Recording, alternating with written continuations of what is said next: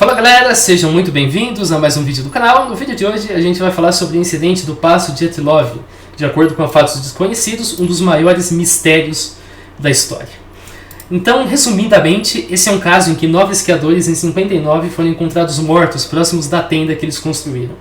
Alguns textos sobre o assunto na internet, a gente vai esclarecer isso, alega que alguns estavam nus, outros tinham partes do corpo como língua e olhos faltando, outros tinham traços de radiação no corpo, roupas radioativas mais especificamente, e todos traziam machucados feitos por uma força forte demais para ser causada por um ser humano. As fotografias do grupo supostamente trazem provas de que eles entraram em contato com OVNIs e com o abominável Homem das Neves, o Yeti.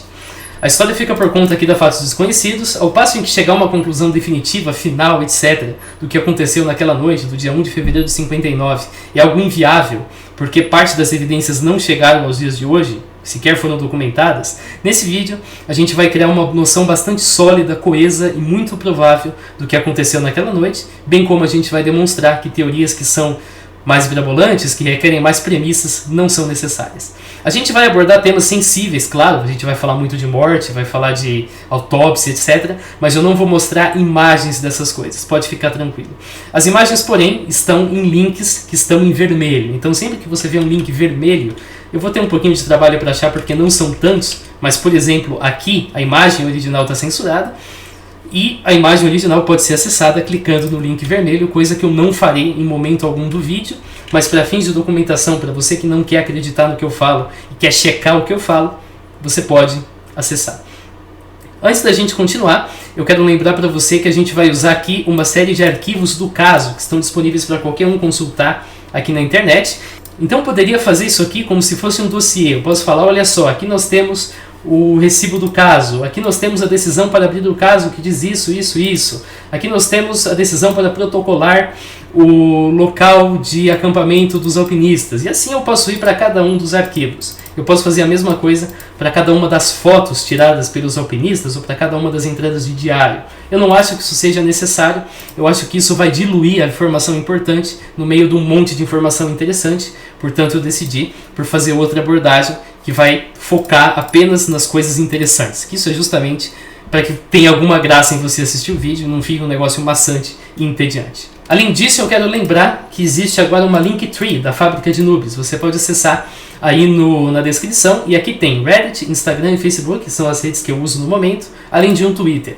Esse Twitter é provisório, porque eu estou sem acesso à minha conta, então eu quero dizer que se você estivesse me seguindo aqui, você saberia desse vídeo na véspera dele ser lançado. Então, faça isso. Tire um tempinho para acessar esse link e me seguir nesse perfil, que assim que eu tiver minha conta de volta, eu estou aguardando o Twitter dar um retorno, eu vou voltar na conta original, mas esse aqui vai ficar como reserva, então é bom você já me seguir nele.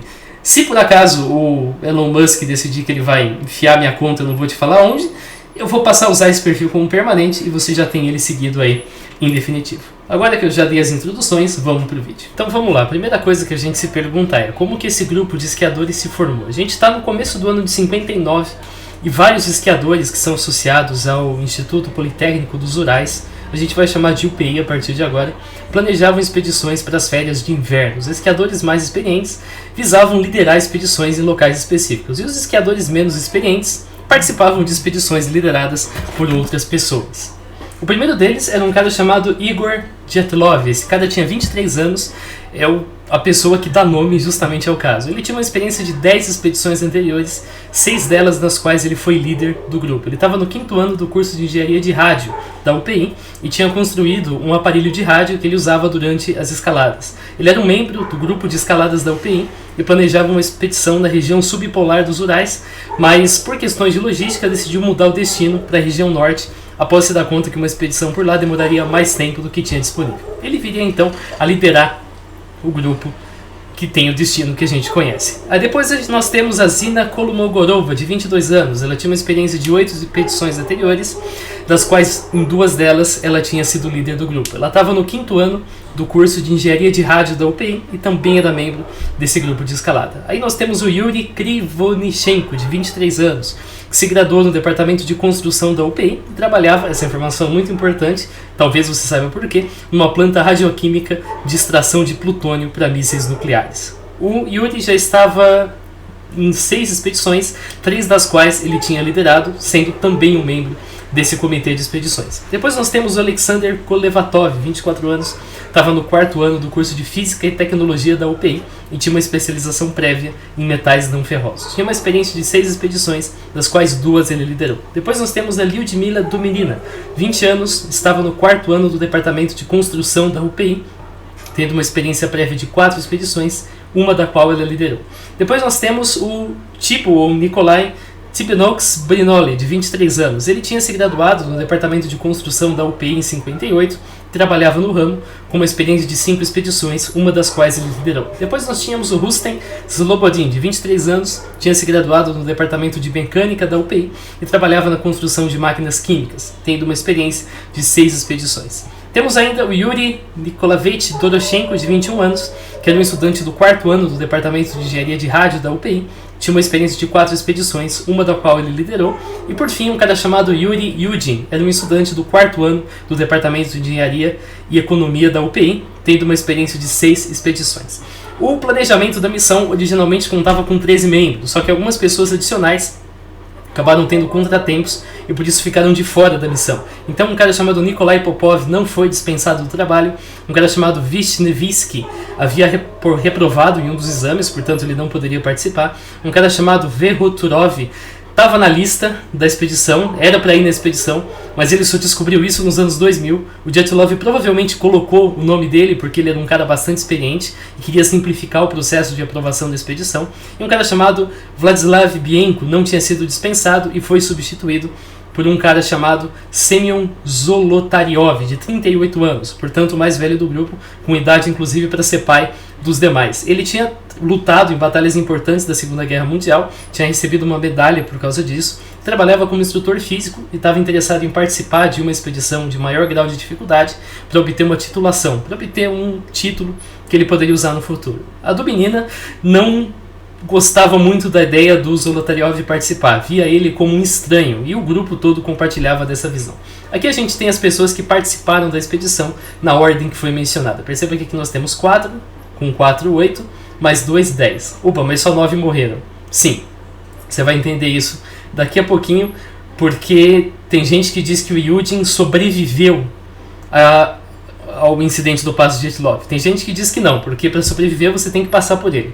O Yudin teve um contratempo e acabou desistindo da missão numa cidade, a gente vai abordar isso mais adiante e você vai entender exatamente por que aqui tem 10, mas depois o número passa para 9. Mas vamos lá. A expedição então tem que ser aprovada. A área onde o grupo ia viajar não era suficientemente mapeada e o Dyatlov pediu ajuda de um geólogo e piloto para planejar a rota ideal. Essa rota, porém, nunca foi explicitamente definida.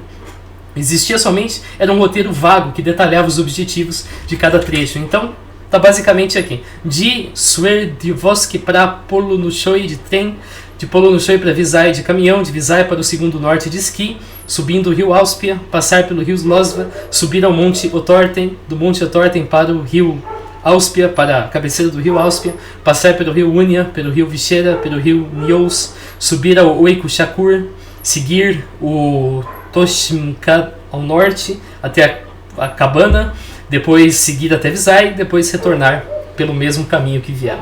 Aqui nesse Google Maps, está compartilhado aí para você seguir, a gente tem toda a etapa. Algumas cidades mudaram de nome desde então, mas a ideia começava em Serov, depois eles seguiam até Ivdel, depois eles seguem até Visay, conforme você pode ver, depois eles seguem até um local chamado Distrito 41, depois até esse segundo norte.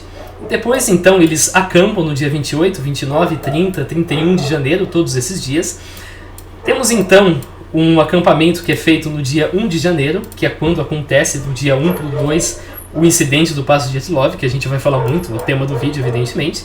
E aí, então, o grupo tem o trágico destino. Porém, a rota planejada seria seguir por aqui e até o Monte Orten, ou Otorten, que fica aqui, marcado com a estrela, depois seguir nessa direção até o Oikushakur, que fica nesse ponto aqui, portanto perto de onde eles foram encontrados, e depois seguir aqui pelas montanhas, até que eles por fim iriam retornar, seguindo um rio, até Visay. Então eles chegariam em Visay ao final de toda a expedição. Essa foi a rota planejada e a burocracia para aprovação envolvia produzir 3 cópias de um livro de rotas. O Dyatlov recebeu 3 cópias e tinha que manter uma na posse dele, entregar uma para o comitê de rotas e uma para o clube de esportes da UPI como recibo dos equipamentos. Só que o Dyatlov manteve as 3 cópias com ele. É possível que esse esquecimento não tenha sido acidental, porque entregar esses documentos implicaria em alterar a data inicial da expedição do dia 26 para o dia 28, já que o chefe da Federação Regional de Turismo havia proposto essa alteração.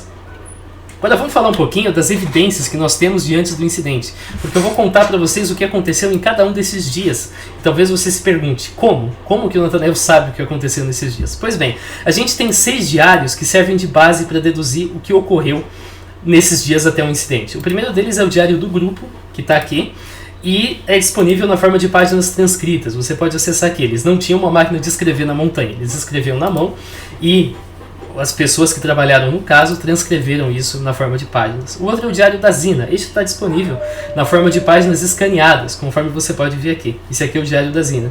Nós temos a Liuda, que também produziu um diário. Também são páginas digitalizadas. O Rustem também produziu um diário. Esse diário tem algumas palavras em Mansi. Mansi é uma tribo da região, a gente vai falar bastante deles. Um balanço contábil e um trecho de um poema. Não tem muita coisa, conforme você pode ver, mas está aqui, está inclusive digitalizado. Se você entende o idioma, você pode ler todas as palavras. O Yudin também manteve um diário. O Yudin não viria a estar envolvido no incidente, mas ele também tem um diário, você pode acessar. E tem um diário não assinado, cuja caligrafia não condiz com nenhum diário, e ninguém se deu ao trabalho de parear com a caligrafia dos demais membros do grupo, estando disponível na forma de páginas transcritas. Então é um diário, digamos assim, anônimo, que pode pertencer a qualquer outro membro do grupo. Foi identificado inicialmente como o diário da Kolmogorova, mas depois descobriu-se que não. Então a gente não sabe de quem é esse diário, as palavras não permitem que a gente deduza, e ninguém se deu o trabalho de fazer uma análise de caligrafia, até porque não está disponível, a gente só tem uma transcrição, para comparar com a caligrafia conhecida dos demais membros do grupo. Não é algo que a gente tem condição de fazer. O que mais que a gente tem? Perdão pelo cachorro que está fazendo o podcast aí fora. A gente tem câmeras e negativos que foram recuperados do local do acidente, sendo 4 negativos encontrados dentro de 2 câmeras e 2 negativos encontrados no acampamento. A gente tem o negativo número 6, que eu vou chamar de negativo número 0. Por quê? Porque ele vem antes do negativo número 1. Você não conta 6, 1, você conta 0, 1. Então eu vou chamar ele de 0. Ele contém fotos de outras viagens, então algumas fotografias da viagem atual, sendo que a última é quase idêntica à primeira foto do negativo número 1. Então, nós temos aqui o famoso negativo número 6, que eu vou chamar de negativo número 0, e em seguida nós temos aqui o negativo número 1 com as fotografias. Eles pertenciam então a Grigory Krivonichenko, assim como, claro, o negativo número 0, e as fotografias reveladas dos filmes podem ser vistas neste endereço aqui. Tem os endereços para todas as fotografias de cada um deles. Como eu disse, tem muita informação aqui que não é tão relevante, então não dá para falar, e se a fotografia aqui é o Seimon Zolotaryov que aparece usando esqui. Eu posso falar isso para cada uma delas, mas eu vou perder um tempo gigantesco. Eu não vou trazer quase nenhuma informação importante para acrescentar, como eu falei no começo do vídeo. O segundo negativo pertence a ele mesmo, o Zolotaryov, contém fotos de antes da expedição, porém que não são relevantes para o caso. A gente não sabe de quem é o negativo número 3, mas provavelmente é do Tibnox Brinoli. Você pode ver aqui neste link. O negativo número 4 pertence ao Rustem. As imagens podem ser vistas nesse link também. O negativo número 5 não teve a sua autoria identificada. Supõe-se que esse negativo seria do Dyatlov, mas isso é improvável, porque o Dyatlov aparece de costas em uma das fotografias, ou melhor, em 2 delas, sem perceber que ele estava sendo fotografado. Algumas fotografias foram introduzidas no caso sem maiores explicações. Elas estão aqui. Acredita-se que essas fotografias são do Dyatlov, e um dos estudantes da equipe de resgate pegou a câmera, revelou os negativos, trouxe as fotografias para o caso e não devolveu a câmera e não devolveu o negativo, portanto se perdeu. Tem muita coisa nesse caso assim. Tem muita coisa que desaparece, tem muita coisa que não é catalogada. Isso é sintoma de desorganização. Isso não reflete propriamente uma conspiração. Isso só reflete a desorganização, porque vocês vão ver que nós temos erros que são até bobos, assim, que não trariam ganho nenhum para ninguém sendo cometidos. Mas ainda assim esses erros foram cometidos. A gente vai ter uma situação em que o ano de 59 é escrito como 69, por exemplo. A gente vai ter situação em que um certo item não é catalogado, ou então em que uma fonte diz que o item estava e outra fonte diz que não estava. O que acontecia foi, no começo, especialmente no começo do processo de busca, não tinha uma noção de que aquilo seria um caso envolvendo morte. Então as pessoas encontraram a cabana, encontraram as pegadas, e falaram, opa, os caras devem estar vivos. Aí eles mexeram naquilo sem muito critério, arrastaram a cabana vários metros para baixo da montanha, balançando tudo que estava dentro. Então esse tipo de coisa acontece, tá? Tem muita coisa desorganizada que a gente tem um vazio e a gente tem que lidar com esse vazio. É o caso aqui. Por fim tem o negativo, que também pertence ao Zolotaryov, mas que foi encontrado numa câmera que estava pendurada no pescoço, estava junto do corpo dele. Essa câmera ficou 3 meses submersa e, portanto, esse negativo foi danificado, a gente não sabe o que estava nessas fotos. Fotografias vão ser referenciadas quando necessário, mas você pode seguir todas as fotos a partir daqui. Aqui você tem todas as fotografias e aqui então, portanto, você pode seguir cada uma delas e entender exatamente como o grupo passava, como eles se relacionavam e assim por diante. As mais importantes vão ser exibidas. Tem controvérsias em relação ao número de câmeras que existiam na cena. O inventário mostra 4 câmeras, mas o Yuri Yudin indica que praticamente todos no grupo tinham uma câmera, então está faltando 5 câmeras. Porém, em outra circunstância, os arquivos do caso relatam 4 câmeras e depois o Yudin fica surpreso quando encontram uma 5ª câmera. Então, em um certo momento, o Yudin diz que todo mundo tinha uma câmera, logo está faltando câmera. Depois o Yudin fica surpreso quando acham mais uma câmera. Isso também é outra coisa que não está claro, que em função da desorganização, em função de depoimentos que são colhidos com décadas de diferença, acabam caindo em contradição. Isso acontece. Agora vamos falar do que aconteceu nos dias que antecederam o incidente. A gente sabe quais evidências existem para o período anterior ao acidente e a gente pode recapitular, com o auxílio dos documentos, a sequência dos eventos. O dia 23 de janeiro foi o último dia das preparações. O diário da Dubinina e o do grupo mencionam compras em múltiplas lojas e esquecimento de alguns itens, além de uma certa desconfiança com o Zolotaryov, um membro do grupo de 38 anos. No dia 24, eles chegam em Serov, de onde um trem iria partir mais tarde. A Zina escreve uma carta para sua melhor amiga, revelando que ela tinha tido um relacionamento com Doroshenko, e esse relacionamento terminou, e o Yuri desde então estava andando de mãos dadas com outras mulheres, e a Zina estava desconfortável com a presença do Doroshenko, porque eles tinham parado de se falar e não sabia como os próximos dias seriam. O Igor Datilov estava tentando tomar o lugar do Yuri, estava tentando chamar a atenção da Zina, mas a Zina não parecia perceber. Outra fonte de conflito estava no Yuri Blinov, que considerava o seu antigo colega, o Alexandre Kolevatov, snob, excessivamente autoconfiante e insuportável. A Zina mencionava o mesmo desconforto em uma das cartas, então essa sensação parecia ser, de certa forma, geral. Aqui nós temos fotografias do grupo na cidade de Serov, e aqui nós temos a cidade de Serov propriamente aqui. O grupo chega em Videl no dia 25 de janeiro, após tomar um ônibus, depois da viagem de trem, que aconteceu com 2 interferências. O Krivonoshenko tenta ganhar dinheiro cantando no trem, acaba sendo preso e tem que ser resgatado dos amigos, e um bêbado acusa o grupo de ter roubado a garrafa de vodka dele. Bem coisa de russo. Às 9 da noite, o grupo pega um ônibus para a cidade de Vizay, a 90 km daqui. Portanto, nós já chegamos aqui na cidade de Vizay. Tá aqui. Essa é a cidade de Vizay. Ok, nós temos aqui uma imagem do grupo no ônibus. No dia 26, o grupo conversa com um ex-prisioneiro do Gulag que alertou sobre os perigos da rota, em especial os ventos fortes da região. Os alpinistas não levaram esse aviso a sério e assistiram um filme no cinema, passaram a noite no hotel e no dia 26 mandaram as últimas mensagens aos amigos e aos familiares. Aqui a gente tem os últimos cartões postais do Dyatlov e do Rustin. O grupo então parte para o Distrito 41 de ônibus. Esse aqui é o nosso Distrito 41. Aqui nós já estamos saindo das cidades e entrando em regiões um pouco menos habitadas. Eles passam a noite no dormitório local e o Dyatlov deveria ter enviado telegramas para a UPI, mas ele não fez. Aqui nós temos imagens do caminhão no Distrito 41 e do próprio Distrito 41. Perceba que ele já é um lugar muito mais ermo, muito mais desabitado do que as cidades. A manhã do dia 27 é interrompida pelo Yudin reclamando de dor no nervo ciático. Ainda assim, ele decide que ele vai continuar com o grupo por pelo menos mais um dia e eles partem então ao assentamento abandonado Segundo Norte, referido como Second Norte. Eu chamei de Segundo Norte, você pode chamar de Segundo Nortenho, se você assim preferir. Ele leva os itens, o grupo leva os itens num trenó puxando a cavalo e eles esquiam sem as mochilas, portanto, nas margens do rio Lozva. Eles passam a noite em uma das casas abandonadas. Aqui a gente tem imagens do grupo esquiando e aqui nós temos imagens do Segundo Norte. Ele está abandonado. O Yudin resolveu ir para o Segundo Norte porque ele tinha um interesse lá. Ele visava pegar algumas amostras de rochas que as pesquisas geológicas passadas haviam encontrado e como ele tinha um problema de saúde, ele decidiu voltar então para o Distrito 41, de lá para Vizay e de lá para casa.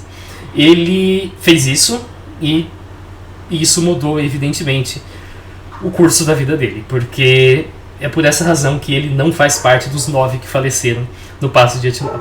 Se você considera ele um sobrevivente ou não, é outra história, porque ele não passou pelo acidente. Ele simplesmente evitou no momento em que ele foi para casa. Mas é essa informação que eu falei mais cedo.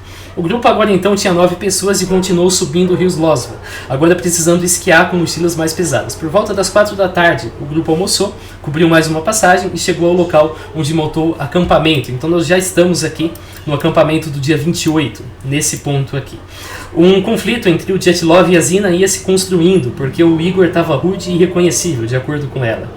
No dia 29, o grupo segue o rio Lozva até a confluência do rio Auspia, onde eles começaram então a seguir uma trilha dos Mansi. Os Mansi são, como eu disse, uma tribo da região. Eles acampam nas margens do rio Auspia. Um conflito entre a Dubinina e o Tibo é relatado, porque ambos não conseguiam decidir qual deles iria remendar a barraca, que estava cheia de buraco, mas a Dubinina se recusou a ajudar no remendo da barraca. Aqui a gente tem várias imagens da trilha dos Mansi, que são um povo de, inclusive, caçadores da região. Aqui a gente tem uma espécie de armazenamento de itens feito pelos Mansi, e aqui nós temos inscrições nas árvores, também feitas pelos Mansi. A temperatura no dia 30, então a gente está aqui agora no acampamento do dia 30, cai para 17 graus negativos, de 13 para 17, todos tiveram dificuldade de sair da tenda de manhã. Eles continuaram seguindo a trilha dos Mansi, encontraram signos, encontraram um acampamento recente, o clima piorou, o vento aumentou, a nevasca aumentou, e o grupo acampou por volta das 5 horas. A temperatura caiu para 26 graus, abaixo de zero.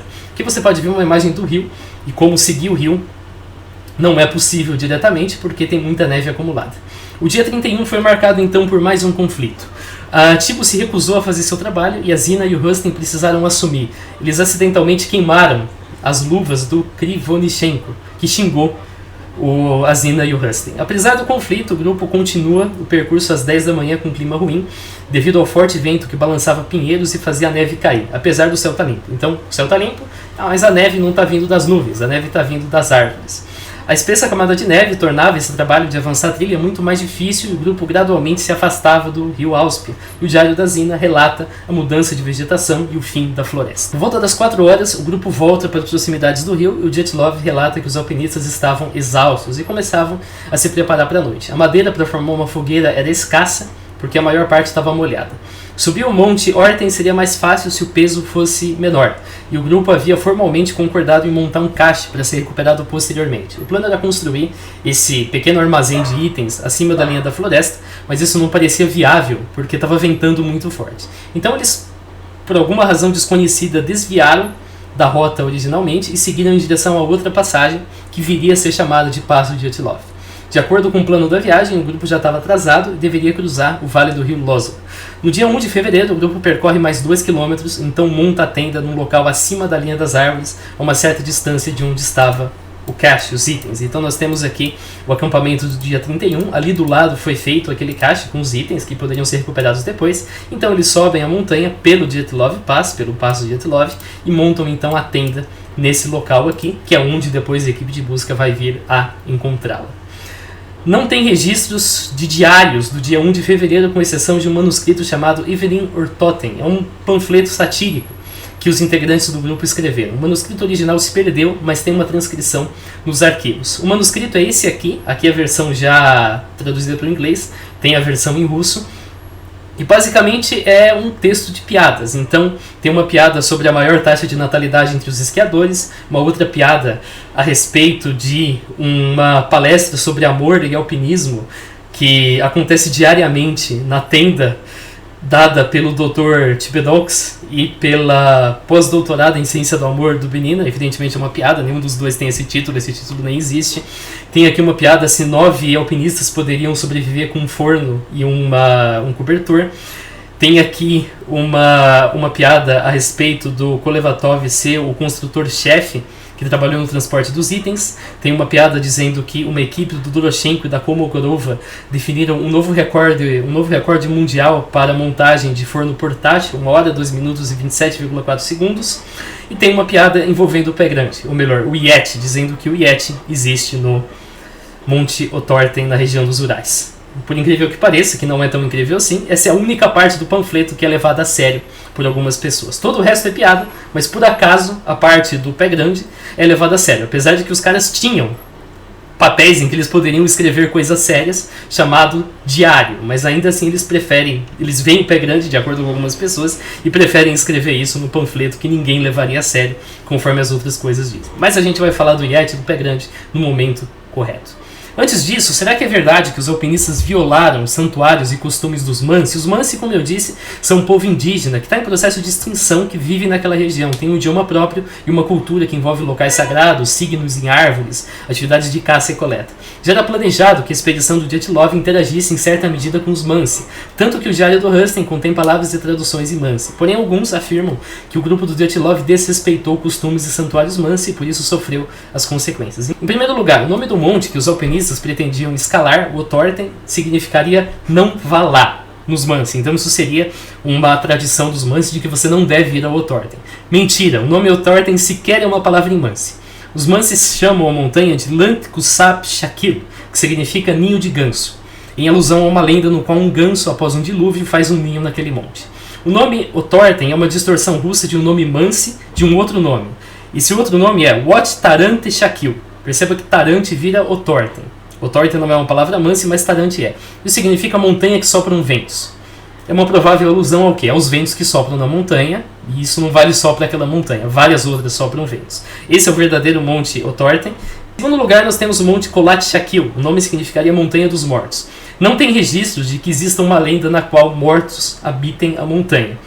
Isso é inclusive contraditório com o que os Mansi acreditam, porque os Mansi acreditam num mundo inferior habitado pelos mortos. Para os Mansi não faz sentido existirem fantasmas numa montanha. O termo Kholat, inclusive, não é utilizado para indicar cadáveres humanos. Também não tem lendas de que os Mansi relatem desaparecimentos na montanha antes de 59. Depois sim, é o grupo do Dyatlov. A tradução mais apropriada não é Montanha dos Mortos, é montanha deserta, porque não tem caça no local, e está aqui. Aqui você pode ver a montanha, realmente é uma montanha bastante deserta.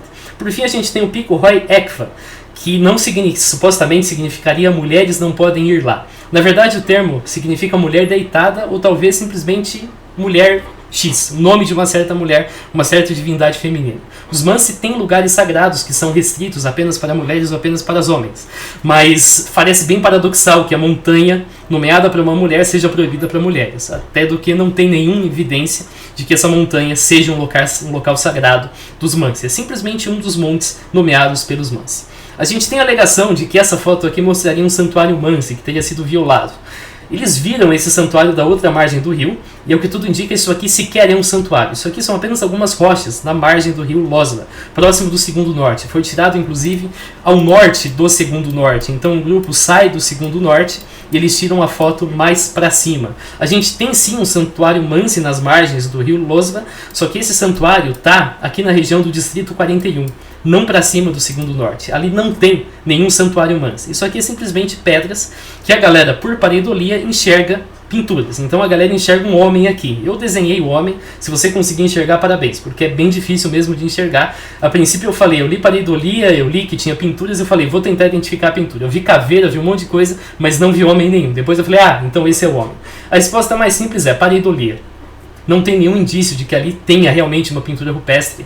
Não exatamente rupestre, mas uma pintura feita pelos Mansi. Não tem nenhuma evidência de que isso exista. Tudo indica mesmo que a imagem do homem é uma pareidolia que a galera simplesmente enxerga aqui.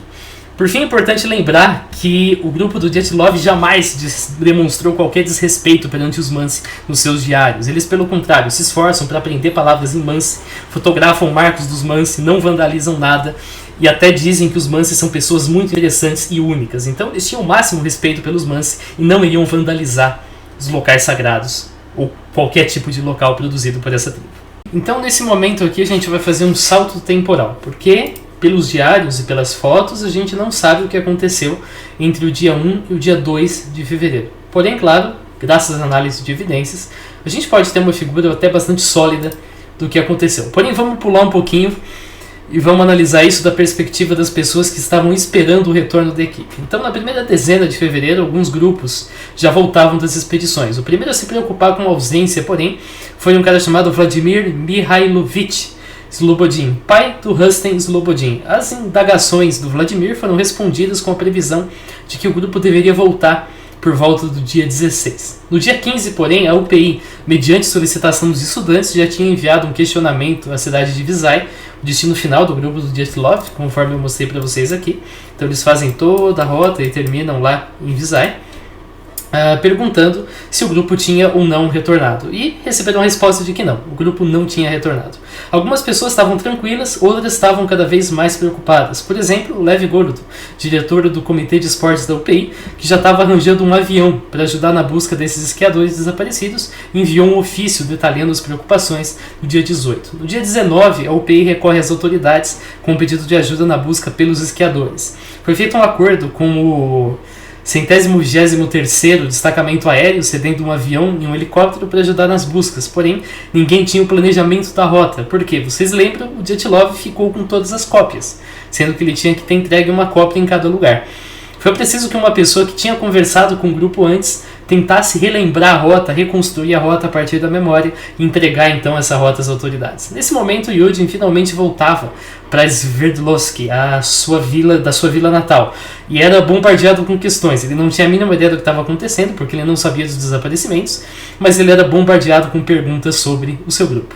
Entre os dias 20 e 22 de fevereiro, a UPI mobiliza então pessoas e equipamento para auxiliar na busca. As buscas aéreas começam no dia 21 e as buscas terrestres no dia 23, com inclusive o auxílio dos Mansi.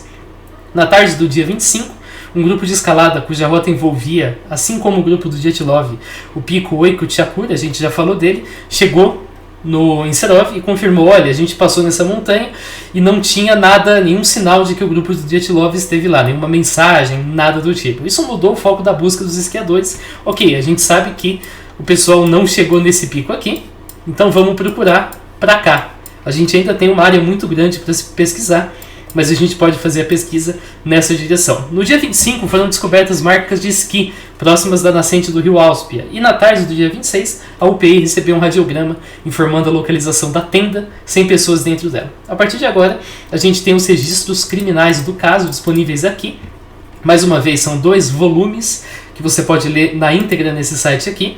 Não tem cabimento a gente falar de cada um deles, porém, sempre que algum deles for importante, eu vou, claro, deixar o link para você poder checar depois. Porém, está tudo aqui. Aqui estão todas as informações que nós estamos utilizando, além de, claro, outras informações adicionais que não são utilizadas. Bom, ok. Começamos com a tenda. A tenda foi o primeiro objeto a ser localizado, conforme esses relatórios aqui dizem pra gente. A tenda estava coberta por uma camada de 15 a 20 centímetros de neve, exceto pela entrada. Um lado da tenda tinha colapsado, então parte da tenda estava de pé, a outra parte, que deveria ir até ali, tinha se colapsado sobre o peso da neve. Tinha uma picareta de gelo presa perto da entrada e uma lanterna no topo da tenda. Tinha cerca de 10 a 5 centímetros de neve sobre a lanterna, mas o topo da lanterna não tinha neve. Não tem informações confiáveis sobre o que foi feito na tenda após a descoberta. As pessoas cavaram uma pequena trincheira ao redor, removeram a neve, descobriram que a tenda tinha sido cortada, arrancaram o tecido da barra e certificaram que não tinha ninguém na tenda e voltaram para o acampamento. Os depoimentos revelaram que as pessoas levaram de volta para o acampamento a lanterna, a picareta e uma jaqueta que estava próxima da tenda e também um frasco com álcool. Equipes subsequentes foram instruídas a não mexer na tenda. No dia 28, os homens foram instruídos a cavar a tenda, listar os pertences que estavam dentro dela, mas eles fizeram isso de forma distraída e não listaram os pertences. Durante o processo, então, surge uma ordem dizendo: coloque todos os itens de volta dentro da tenda e arraste a tenda montanha abaixo. E os caras fizeram isso, então é o que eu mencionei mais cedo. A tenda foi totalmente descaracterizada nesse processo. A gente simplesmente não sabe como a tenda estava no momento da descoberta, porque os caras descaracterizaram tudo. A gente pode culpá-los? Você vai entender mais adiante que não exatamente. Porém, os itens dentro da tenda foram descritos como 9 mochilas com itens pessoais de cada membro, jaquetas de tempestade, 9 pares de botas, cuecas, 3 pares de botas de feltro, que são botas próprias para esse tipo de terreno, jaquetas de pelos, meias, um chapéu de esqui, pratos, baldes, o forno do Dyatlov, machados, serras, cobertores, um kit de primeiros socorros e alimentos, sendo 2 pacotes de torradas, leite condensado, açúcar, comida enlatada pronta para comer, cadernos, itinerário, outros itens e documentos, câmera e acessórios. Em outras palavras, os itens que os esquiadores trouxeram estavam dentro da tenda. A teoria inicial era que um malfeitor tinha atacado a tenda, rasgado a tenda, atacado os alpinistas. Mas uma costureira constatou que não, que o rasgo tinha sido feito a partir do lado interno. E aí foi feita uma análise forense que confirmou essa constatação. Então, os alpinistas de dentro da tenda usaram uma faca para cortá-la e assim poder evacuar a tenda. Tinham outros danos, mas eles pareciam ser sinais de que a tenda estava gasta. E de fato, se você olha no diário, você vê que tem menções frequentes a reparos na tenda, indicando que aquela tenda já estava bem frágil e já estava dando sinais de vida, digamos assim. Aqui a gente tem um desenho aproximado do rasgo que foi feito na tenda do grupo do Dyatlov, marcado aqui em linhas vermelhas, nós temos os rasgos em particular. Também foram descobertas pegadas, que mais uma vez não foram bem documentadas. Por que tinha tanta displicência ao documentar a tenda e as pegadas? Porque os caras acharam isso e se empolgaram achando que os alpinistas seriam encontrados com vida. Ao passo em que, na verdade, pouco tempo depois ia se descobrir que não, que eles estavam mortos. Mas na época, todo mundo estava empolgado, falou, opa, legal, vamos achar o pessoal vivo. Os caras até brindaram, beberam em nome da saúde dos alpinistas. Então, não viam muita razão para fazer uma documentação da tenda e das pegadas. Aquilo não era exatamente uma cena de crime ainda, não tinha ninguém morto até o momento. As pessoas já estavam mortas há um bom tempo, mas até aquela constatação, ninguém sabia de nada.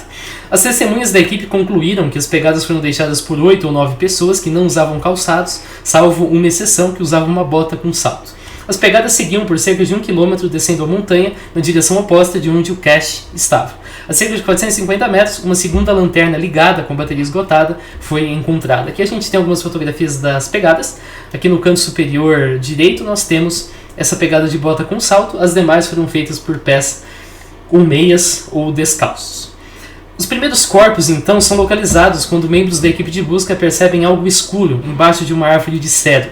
Ao redor do cedro tinha uma área plana e limpa, tinha restos de fogo esse que ficou aceso por 1h30, deduzido pela fração de ramos que foi queimada. Diversas peças de roupa estavam espalhadas ao redor de onde o fogo queimou, como meias de algodão, lã, lenços, manga de uma blusa escura e também 8 rublos haviam sido deixados ali. Aqui a gente tem a fotografia do cedro.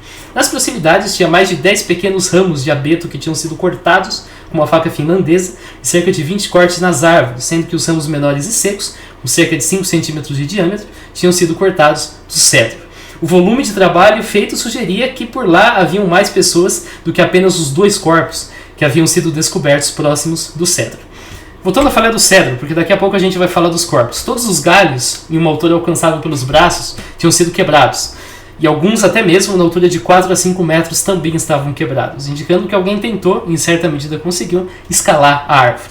Alguns ramos no chão pareciam que tinham sido utilizados para construir uma pequena proteção na direção de onde a tenda estava, como se alguma coisa perigosa tivesse vindo de lá e que pudesse, claro, ser evitada através desse tipo de construção. Ao contrário do que se afirma em várias reproduções, o cedro não tem restos de pele e de carne humana. Portanto, ao passo que os alpinistas de fato tentaram escalar o cedro, esse indício, que supostamente demonstraria que eles fizeram isso até ficarem em carne viva, não existe. Não tem indícios de que havia pele e carne humana no cedro propriamente. É verdade que eles tentaram escalar o cedro, mas não a esse ponto, conforme alguns sites afirmam. Vamos falar então a respeito das autópsias dos 5 primeiros corpos.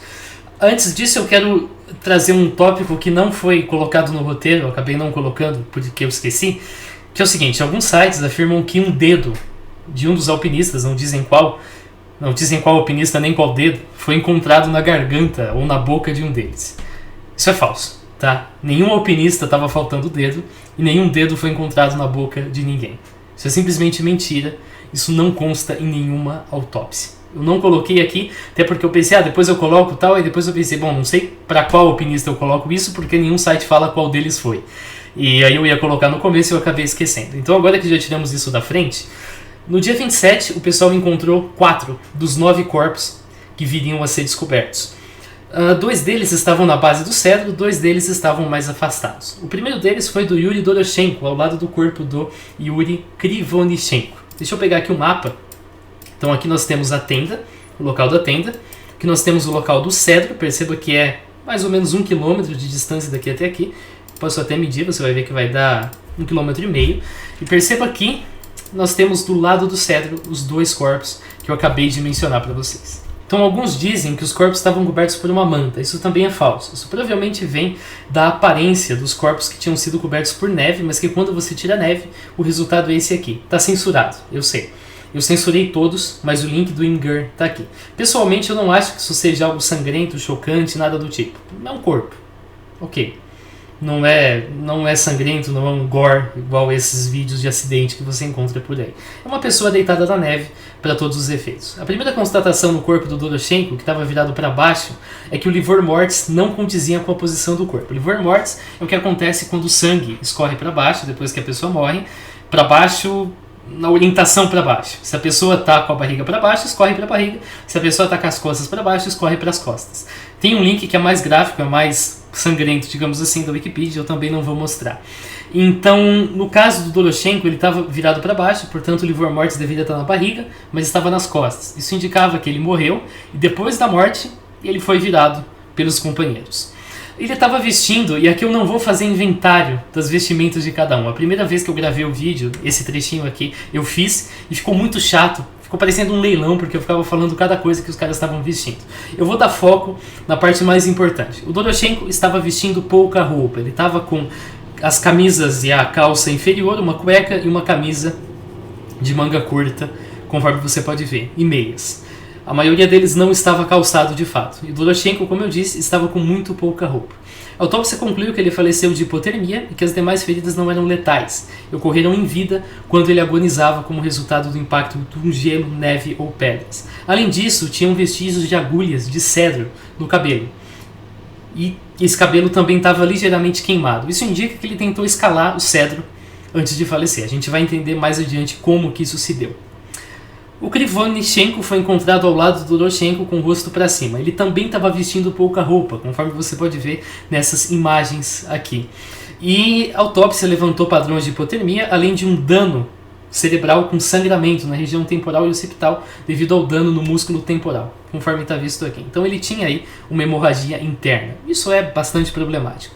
O Igor Dyatlov também foi encontrado no mesmo dia, mas a 300 metros dali, aqui, nesse ponto em particular.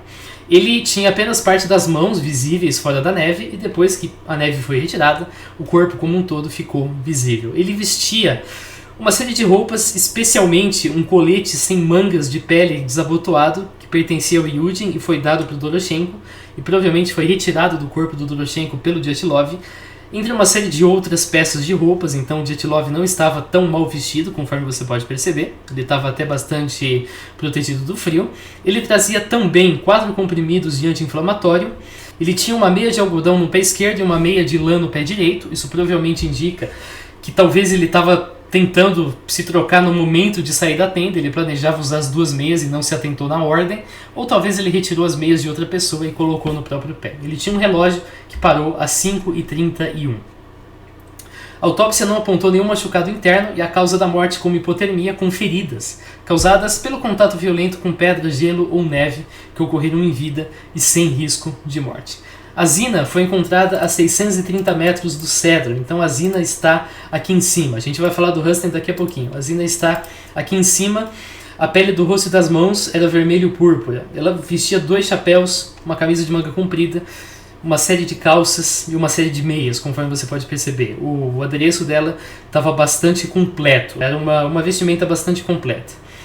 E ela, nos bolsos, tinha 5 rublos e uma máscara de proteção estilo militar no lado esquerdo do peito, entre o suéter de cima e a camisa xadrez que estava por baixo. A autópsia concluiu que ela morreu de hipotermia, sofrendo feridas também decorrentes do contato violento, com pedras ou neve. Está aqui. São feridas mesmo no rosto e na barriga, mas não são feridas propriamente internas. Ainda também não contava com sangramento interno. O corpo do Rustem, porém, foi encontrado a 480 metros do cedro, está aqui o corpo do Rustem, no dia 5 de março, coberto por 50 centímetros de neve. Ele também estava bem vestido, você pode notar aqui a presença de várias camisas e várias calças, e várias meias, também uma bota. Essa bota provavelmente é a bota que deu origem àquela pegada que a gente mostrou mais cedo, a única bota que saiu da tenda vestida. E o relatório da autópsia apontou morte por hipotermia, além de um dano potencialmente fatal e responsável por causar desorientações decorrentes do impacto com pedra, gelo ou neve. Esse dano potencialmente fatal, apesar de ser potencialmente fatal, permitiu que o Rustem andasse por cerca de 1 hora. Então ele conseguiu sobreviver por cerca de 1 hora depois desse dano. Todos esses danos são analisados tendo em vista a possibilidade deles serem provocados por outra pessoa, talvez alguém com uma pedra batendo neles, por exemplo. E isso foi descartado na autópsia. Então a possibilidade de um ataque externo, no sentido violento mesmo, alguém batendo com um objeto, foi descartada. Aí um ataque externo por tiro ou por faca, nenhuma pessoa tinha ferimentos de bala, nem cortes. Então, nesse sentido, cortes eu digo cortes de lâmina. Então, nesse sentido, essas duas hipóteses imediatamente foram já descartadas. Aí a gente tem a toca, porque os 4 últimos corpos viriam a ser encontrados apenas em maio. Em maio a neve começou a derreter e um nativo Mansi percebeu que tinha uma espécie de toca feita com 14 ramos de abeto e um ramo de bétula. Não encontraram nenhuma árvore bétula cortada e nem nenhuma faca. Isso é estranho, mas isso não é a base da sua conspiração favorita. Por quê? Porque é muito fácil não ver uma bétula sem um ramo ou não ver uma faca no meio da neve que estava derretendo, que já estava ali há meses. Objetos maiores que uma faca foram perdidos nesse processo de catalogação. Uma faca é muito fácil de se perder, então você não pode sustentar uma conspiração gigantesca base nessa única premissa. É um pilar muito fraco para você fazer toda uma sustentação. Aqui a gente tem a toca, como ela aparecia. Nas proximidades encontraram pedaços de roupa, incluindo metade de uma blusa bege e metade das calças de esqui. Aqui os pedaços de roupa. A equipe começou a cavar e a 3,5 metros de profundidade achou uma espécie de cama feita de galhos com pedaços de roupa, tendo lugar para 4 pessoas. Porém, sem nenhuma pessoa nessa cama. E eu preciso marcar aqui no mapa onde estava exatamente essa dita cama, porque a uma certa distância dessa cama estavam 4 últimos corpos. Os corpos da Lyudmila Dubinina, o corpo do Tibo, o corpo do Zolotaryov e o corpo do Kolevatov.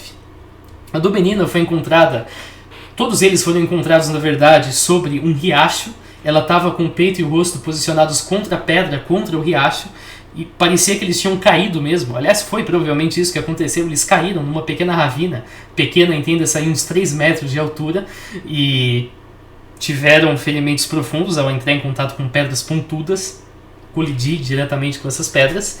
A Dubinina usava uma série de roupas, ela estava bem vestida, mas um detalhe aqui importantíssimo, tá? Uma delas pertencia ao Krivonichenko e tinha traços de radiação. A gente vai falar disso mais adiante. Por quê?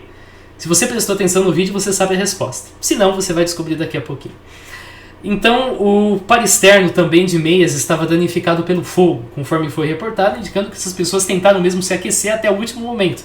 Até que elas tentaram encostar essas meias no fogo para conseguir aquecer e o fogo acabou queimando as meias. Uma das blusas tinha sido cortada em 2 pedaços, um no pé esquerdo, outro estava no chão, indicando que ela tentou talvez preservar o pé da hipotermia. A autópsia não indicou que ela morreu de hipotermia, mas sim de uma hemorragia maciça no ventrículo direito, múltiplas fraturas em ambos os lados na costela e um sangramento interno massivo, morrendo entre 10 e 20 minutos após o trauma. E os danos na pele, inclusive olhos e língua faltando, foram identificados como decaimento após a morte. É falso, portanto, que a autópsia concluiu que a língua foi arrancada com ela viva. Isso não aconteceu. O texto apenas consta que a língua estava faltando do corpo e isso aconteceu com o tempo mesmo. Você vai entender mais adiante como que isso acontece propriamente. Mas já dando spoiler, tem a ver com o fato de que ela estava com a cara virada para um rio. Ela ficou, sabe-se lá quanto tempo, meses provavelmente, com água correndo através de onde o rosto dela estava no rio. Isso é muito fácil para você decompor a língua, portanto ela estava sem língua. Tinha sangue no estômago, isso é um indício de que ela cuspiu e engoliu sangue, não de que ela sangrou quando a língua foi cortada com ela viva. Não tem nada que indique isso. O corpo do Zolotaryov foi encontrado ao lado dos outros 2, bem vestido também, conforme você pode ver aqui nessas imagens. Ele tinha também jornais, várias moedas, bússola e uma câmera ao redor do pescoço. Por alguma razão ele trouxe 2 câmeras na viagem e uma delas ele saiu com ela da tenda. Porém, infelizmente, essa câmera não pôde ser recuperada. O filme estava totalmente destruído pela água e a gente nunca vai saber o que tinha sido registrado nessa câmera. O relatório da autópsia apontou também morte por múltiplas fraturas com hemorragia na cavidade torácica e danos na cabeça causados pela decomposição do cadáver. Também olhos faltando. O corpo do Kolevatov não vestia chapéu nem sapatos e também tinha um conjunto aqui de roupas radioativas. Ele estava bem vestido, como você pode ver, mas uma dessas roupas também era radioativa. A gente vai falar disso mais adiante. Como eu disse, nos bolsos ele tinha chave, alfinete, papel em branco, 2 pacotes de comprimidos. Um era de efervescência, o outro era de codeína e uma caixa de fósforo. A autópsia conclui que o Kolevatov morreu de hipotermia e que os demais machucados se deram após a morte, como efeito da decomposição. Por fim, o Tibo também estava na ravina, também estava trajando um chapéu de pele de lona e um gorro de lã. Era um corpo bem protegido. Ele tinha 2 relógios, um parou às 8h41, o outro parou às 8h39, e a morte foi provocada por um impacto na cabeça, que causou um grande sangramento e o deixou inconsciente e incapaz de se mover até a sua morte. Então ele caiu ali, se machucou ali e faleceu ali, conforme está descrito no registro da autópsia. Um outro detalhe que não dá para ver, porque eu censurei a foto, é que o Kolevatov, que estava relativamente bem, aparenta estar abraçando, numa tentativa de aquecer, o Zolotaryov. Então você pode ver isso na imagem original, que um corpo está abraçando o outro, como mesmo eu disse, uma tentativa de um aquecer o outro, após eles terem caído nessa ravina e percebido que eles não conseguiriam sair de lá estando naquelas condições. Bom, agora a gente se pergunta, será que tiveram críticas em relação à forma como esse caso foi abordado pelo governo? E como que isso se compara com outros casos? Será que teve alguma forma? Será que o governo agiu de alguma maneira especial em relação a esse caso? Bom, a forma pela qual o caso foi abordado esteve sujeita a vários pontos de críticas. Por exemplo, em 2012, um investigador russo apontou que os procedimentos de cuidado com a tenda e as pegadas foram completamente ignorados e negligenciados. Por quê? Por causa de uma conspiração? Não, porque as equipes de busca não eram pessoas que estavam preparadas para lidar com uma cena do crime. Ninguém ali tinha noção de protocolos a serem realizados ao lidar com uma cena do crime. E a gente sabe que o governo soviético já é conhecido por negligência em outros casos. Por exemplo, no evento de Chernobyl, você pode pesquisar sobre e você vai ver que nós temos aí toda uma cadeia de negligência em relação aos danos provocados pelo acidente e assim por diante. Alguns apontam que o fato de ter sido aberto um caso criminal quando aconteceu o desaparecimento dos esquiadores, seria um indício de que algo mais pairava sobre o ar. Mas os próprios montanhistas veteranos, essa é uma entrevista que é concedida para esse livro aqui. Esse livro, como vocês vão ver, eu discordo completamente da conclusão da autora, mas esse livro traz muita informação importante, que é no sentido de testemunhos. A autora trabalhou em colher testemunhos para incluir no livro. Então, é entrevistado um montanhista veterano, ele disse que não, que sempre que alguém morria, sempre que alguém desaparecia na montanha, os comitês de esportes tentavam convencer as autoridades de iniciar uma investigação criminal, apesar de que, de acordo com a lei, isso não era necessário. Se a causa fosse meramente natural, não seria necessário ter uma investigação criminal, mas sempre tinha uma pressão para que houvesse. E é verdade, mais de 50 montanhistas faleceram apenas em 59. Alguns apontam esse massivo deslocamento de forças, helicóptero, busca aérea, como indicador de que tinha algo além. Mas, mais uma vez, a gente tem outro caso, por exemplo, o desaparecimento do grupo Korovina. Para isso você tem que pesquisar em russo mesmo, você não vai achar resultado nem em inglês direito. Você vai ver que aqui nós temos menção, está citado aqui todas as fontes, a helicópteros de busca. Então, sim, busca aérea não era algo particular do caso do Passo de Dyatlov, era comum em outras circunstâncias. Outros apontam repetidos contratempos. Por exemplo, forneceram pontas de prova muito curtas, então a galera enfiava a ponta de prova na neve e não chegava onde a ponta precisava chegar. Nunca ia achar corpo assim, como um indício de que estavam sabotando as buscas. Mas eventos parecidos aconteceram em outras buscas. Então a gente tem um estudante que cai numa ravina e os grupos de buscas para encontrar o corpo se negam a fazer isso porque eles não estavam recebendo alimento suficiente. Então esses contratempos também eram normais. E o governo ele tenta exercer um certo controle sobre os corpos, por exemplo, exigindo que tivesse um funeral na cidade de Ividel. Ividel é essa cidade aqui que eu já mostrei para vocês. A Visay fica aqui e Ividel fica aqui embaixo. E isso não é nada especial. Era prática da época que vítimas de acidentes em grande escala fossem veladas nos locais em que os acidentes ocorreram.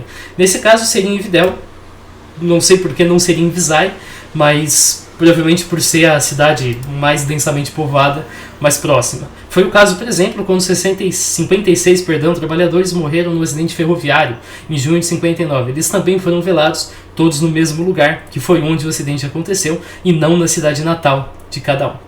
Agora a gente começa a entrar na parte da investigação propriamente. Vamos falar um pouquinho do clima no momento do acidente. Uma das últimas fotografias feitas pelos esquiadores, a gente vê uma tempestade de neve, como você pode perceber.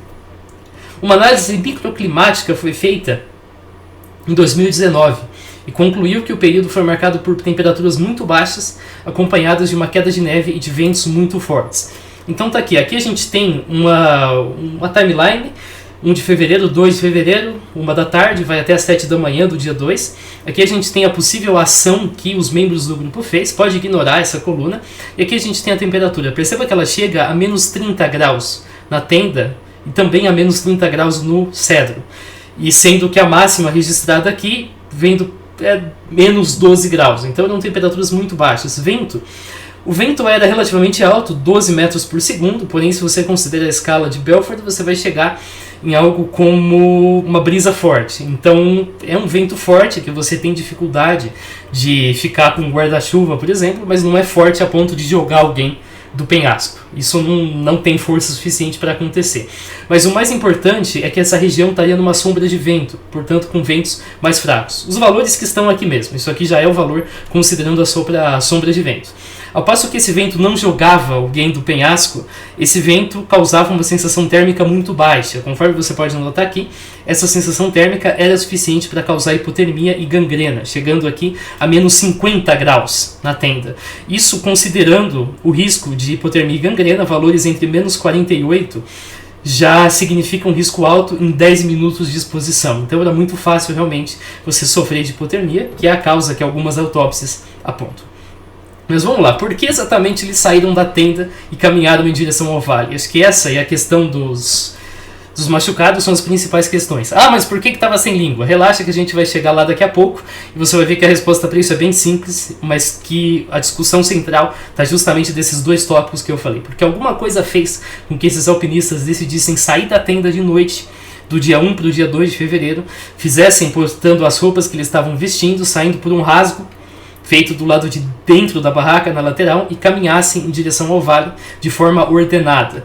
O que quer que tenha motivado a saída não foi violento o bastante para destruir a tenda, porque os bastões de esqui que prendiam a tenda ainda estavam de pé, e exceto por esse colapso da tenda em um dos lados, ela ainda estava íntegra. Também não foi uma ameaça que pudesse ser enfrentada com faca e machados, porque tinham facas e machados dentro da tenda.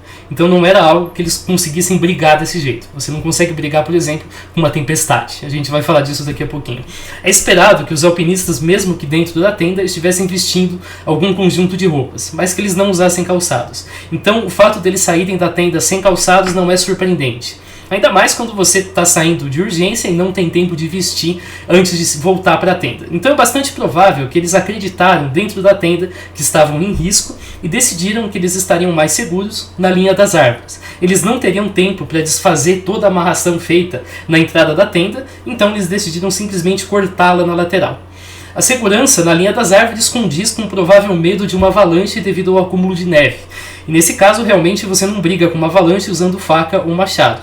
Então os alpinistas desceram da tenda bem, de forma ordenada, sem pânico, em direção ao vale. Que é aquela coisa, ok, a gente está sob risco de avalanche, como vocês vão ver mais adiante. Talvez até a gente já tenha sofrido os efeitos de uma avalanche pequena. Então é melhor a gente ir em direção ao vale e é melhor a gente fazer isso sem entrar em pânico. Então vamos descer de forma ordenada.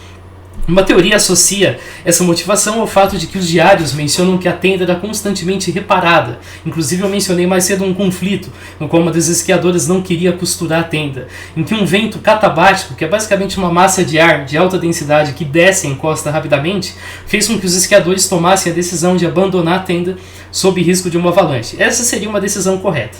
Outra possibilidade é que as condições climáticas da montanha tenham criado uma coisa chamada vórtice de von Karman, que é conhecido por produzir sons que são muito desconfortáveis e podem induzir medos irracionais. Assim eles teriam deixado a cabana para procurar segurança na floresta. Aqui a gente tem um exemplo desse vórtice sendo visto de uma altitude bastante alta. Outra teoria, e aqui a gente requer mais premissas, e essa teoria é até um tanto cômica, me desculpe, é que um Wolverine não é um super-herói, é um animal. O nome científico dele é Gulu-Gulu. Deixa eu pegar para vocês, eu realmente espero que eu vou conseguir fazer a busca e vai dar certo. Está aqui, um glutão, esse aqui, também chamado de Wolverine. Um desses animais foi atraído para a tenda pela comida dos esquiadores. Aí ele se assustou, ficou preso na entrada. Os caras não conseguiam, portanto, sair pela entrada. O Wolverine começou a fazer um escândalo e começou a liberar uma secreção que tem um cheiro horrível. Então eles decidiram sair da tenda e deixar o bicho sozinho. Um indício que eles pretendiam voltar para a barraca é que tinha uma lanterna, eu já disse isso, em cima da barraca. Essa lanterna provavelmente serviria para sinalizar a barraca. Então, no escuro, eles tinham que decidir para onde ir. Tem dois caminhos, tem o cedro, é provável que eles não conheciam ainda o cedro, ou o cache. A gente imagina que talvez a ideia seja ir em direção ao cache, só que eles acabaram errando o caminho e pegaram o caminho oposto e foram em direção ao cedro. Faz mais sentido ir em direção ao cache, porque, claro, é um local que tem provisões e é um local que eles já conhecem. Então eles já sabem o que tem no cache, eles já fizeram o acampamento ali na véspera, lembrando. Aqui nós estamos então no dia 1 de janeiro, aqui está o cache, eles deveriam ter descido para cá, porém eles erraram o caminho e desceram no sentido contrário. Isso é muito fácil de fazer durante a noite, sob uma situação de vento forte, neve e todas as demais variáveis que vocês já conhecem. Agora, por que eu não acredito que essas hipóteses que eu falei para vocês agora sejam suficientes? Por causa dos machucados. Se a gente assume que os machucados ocorreram fora da tenda, então a gente tem que assumir que os machucados aconteceram de maneira independente. Ao passo em que 4 deles aconteceram de maneira dependente e envolveram justamente uma queda, a gente tem outros alpinistas que teriam que ter se machucado de maneira independente, de formas semelhantes. Vamos falar agora de algumas hipóteses que envolvem situações nas quais alguns alpinistas, exceto por aqueles 4 que caem na fossa, se machucam dentro da tenda, então eles percorrem o trecho em questão, estando machucados. A gente já viu que isso é possível. A Dumirina morreria em questão de 10 a 20 minutos, mas beleza, ela morreu depois de cair na fossa, a gente já sabe disso. A gente tem um Rustem que sobreviveria por cerca de 1 hora com aquele dano, sendo capaz de andar antes de sucumbir. Então é suficiente.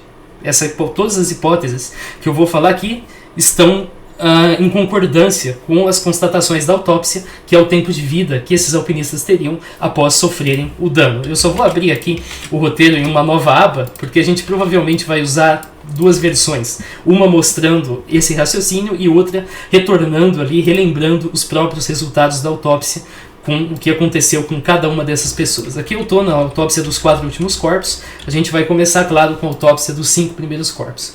Então a hipótese da avalanche foi inicialmente negada, porque não tinha vestígios claros de avalanche nem detritos, especialmente porque a tenda ainda estava de pé. De fato, uma avalanche cinematográfica, se você pesquisar avalanche no Google, você vai ver que não condiz com o que a gente espera, aquele monte de neve rolando para baixo da montanha. Mas não é isso que a gente quer dizer quando a gente fala avalanche. A gente está se referindo a uma slab avalanche, seria uma avalanche de laje. Eu traduzi desse jeito, eu espero que a tradução esteja correta. Então, essa é uma pequena avalanche, uma avalanche de laje, que ocorreu com o auxílio desses ventos catabáticos, que causou dano aos alpinistas, equivalente a você ser esmagado por, sei lá, uma vaca caindo em cima de você, uma SUV caindo em cima de você. Ela não deixa tantos vestígios na forma de devastação da tenda, mas ela colapsa a tenda, conforme aconteceu. E, claro, não tem um deslocamento tão grande de neve, tem um deslocamento de um pequeno volume de neve. Isso é explicado também pelo fato de que a tenda só teria sido encontrada, isso é verdade, 26 dias depois do ocorrido. Então teria tempo de sobra para que os eventuais vestígios fossem cobertos por mais neve. Ainda assim, o volume de neve que seria deslocado é compatível com os ferimentos constatados. Esse artigo aqui fez uma simulação por computador, utilizando um software que simula a queda de neve, calculou aqui o mecanismo para essa avalanche, concluiu que, de fato, no local é improvável que uma avalanche aconteça por si só. Porém, considerando que os caras cavaram aqui para colocar a tenda na neve, houve acumulação de neve. Com isso formou-se essa laje, e aí um vento catabático vindo de cima faz com que essa laje se desloque e caia sobre os alpinistas e provoque os danos que nós conhecemos. Portanto, é compatível com os danos que os alpinistas sofreram. A respeito de quais alpinistas exatamente eu estou falando? O Doroshenko não teria sofrido esses danos, porque de fato ele não tem nenhum machucado tão severo. O Krivonichenko teria sim, porque ele tem essa hemorragia interna. O Dyatlov não teria sofrido danos. A Zina não necessariamente, porque as feridas dela são mais superficiais, mas ainda assim pode ser explicado pela avalanche. E claro, o Rustem teria sofrido sim essa hemorragia, seria o caso mais grave, provocado pela avalanche. Os últimos 4, como a gente já sabe, caíram na fossa, eu já repeti isso várias vezes, e portanto sofreram os danos decorrentes dessa queda e não da avalanche. De fato, a Dubinina não teria como sobreviver por muito tempo e andar até o fundo da ravina, considerando que ela estava com esses ferimentos após a avalanche.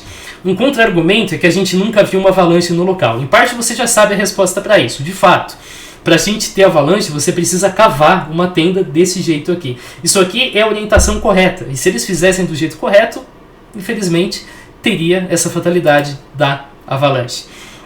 Agora, avalanches do tipo já foram vistas num local a 3 km dali.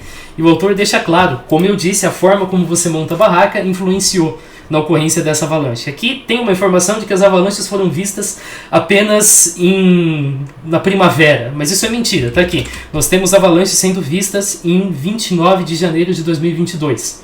Então, isso é bastante recente. E, portanto, a gente está lidando com um evento que aconteceu 1 de fevereiro, bem perto. Temos outro aqui, um outro caso, de 29 de março. Ok, já está em abril, mas esse aqui é de fevereiro, é da mesma época praticamente. O artigo em questão foi o primeiro a apresentar contra-argumentos sólidos para a negação da hipótese da avalanche. Mas a Rússia tinha reaberto a investigação em 2015 e em 2019 concluiu a mesma coisa. Foi uma avalanche de laje. O procurador público da Federação Russa contrariou os resultados, desafiou os resultados e abriu uma própria investigação. E chegou nas mesmas conclusões em 2020, que foi uma avalanche de laje. Ok, a gente tem outra teoria que envolve o que a gente chama de uma avalanche viva, que não é um nome muito legal, porque se cair uma vaca em cima de você, você não vai dizer que você foi vítima de uma avalanche viva. Basicamente a ideia é, não vaca, renas. As renas tendem a seguir trilhas quando elas estão em fugas. Então, um desses animais pode ter seguido a trilha do grupo do Dyatlov e se deparado com a tenda que estava parcialmente escondida pela neve e caindo sobre a tenda, machucando assim os alpinistas que dormiam perto um do outro.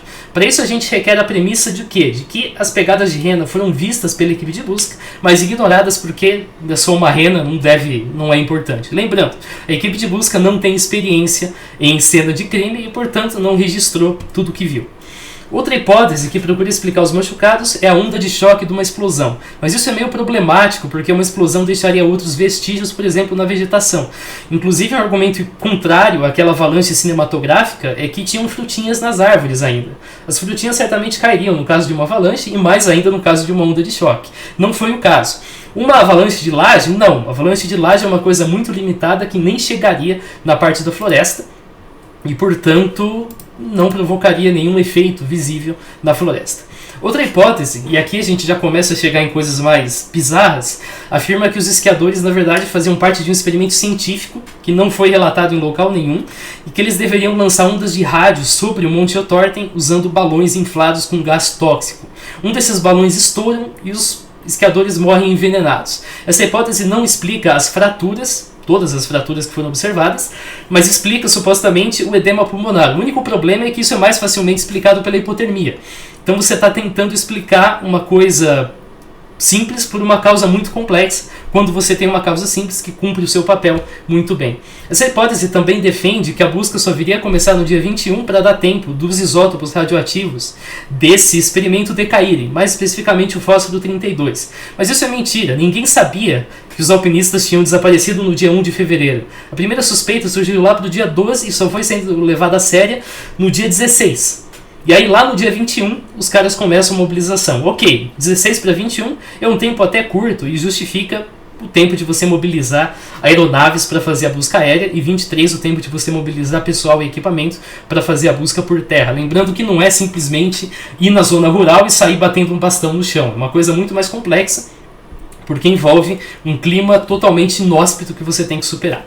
Outra hipótese, e essa hipótese não conta com nenhuma publicação além de uma copy-pasta, o mesmo texto copiado, é que teve um conjunto de fatores não especificados, teve uma pequena mágica que fez a gravidade flutuar e os esquiadores então flutuaram também. Eles foram arremessados para fora da tenda em direção ao vale. Legal, você criou uma mágica que explica todos os ferimentos, exceto que não tem nenhuma evidência de que a sua mágica possa ocorrer. A gente não tem nenhum registro da gravidade flutuando assim.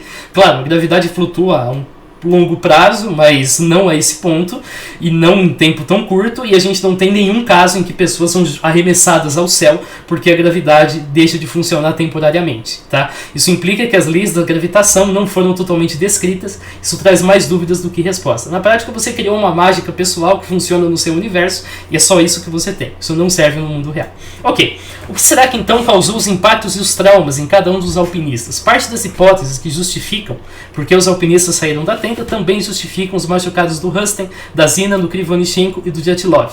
Eles foram feridos de forma não fatal e foram capazes de continuar na trilha e talvez até fazer outras atividades, como montar o acampamento e assim por diante. Essas hipóteses não são inviáveis, porque o relatório da autópsia, como eu disse, confirma que o Rustem conseguiria andar por pelo menos 1 hora até ele sucumbir. Porém, essa hipótese não funciona para assumir que os últimos 4 alpinistas foram machucados na tenda, ao menos não com os últimos danos que sofreram. A Dubinina morreu entre 10 e 20 minutos e o Zolotaryov ficou incapacitado de andar desde que ele sofreu aquele ferimento. Ele pode ter sobrevivido mais agonizando, mas ele não teria sido capaz de andar. Porém, não é necessário que qualquer uma das hipóteses que eu falei explique a morte dos últimos 4, porque os 4, como eu já disse várias vezes, foram encontrados dentro de uma fossa coberta por neve.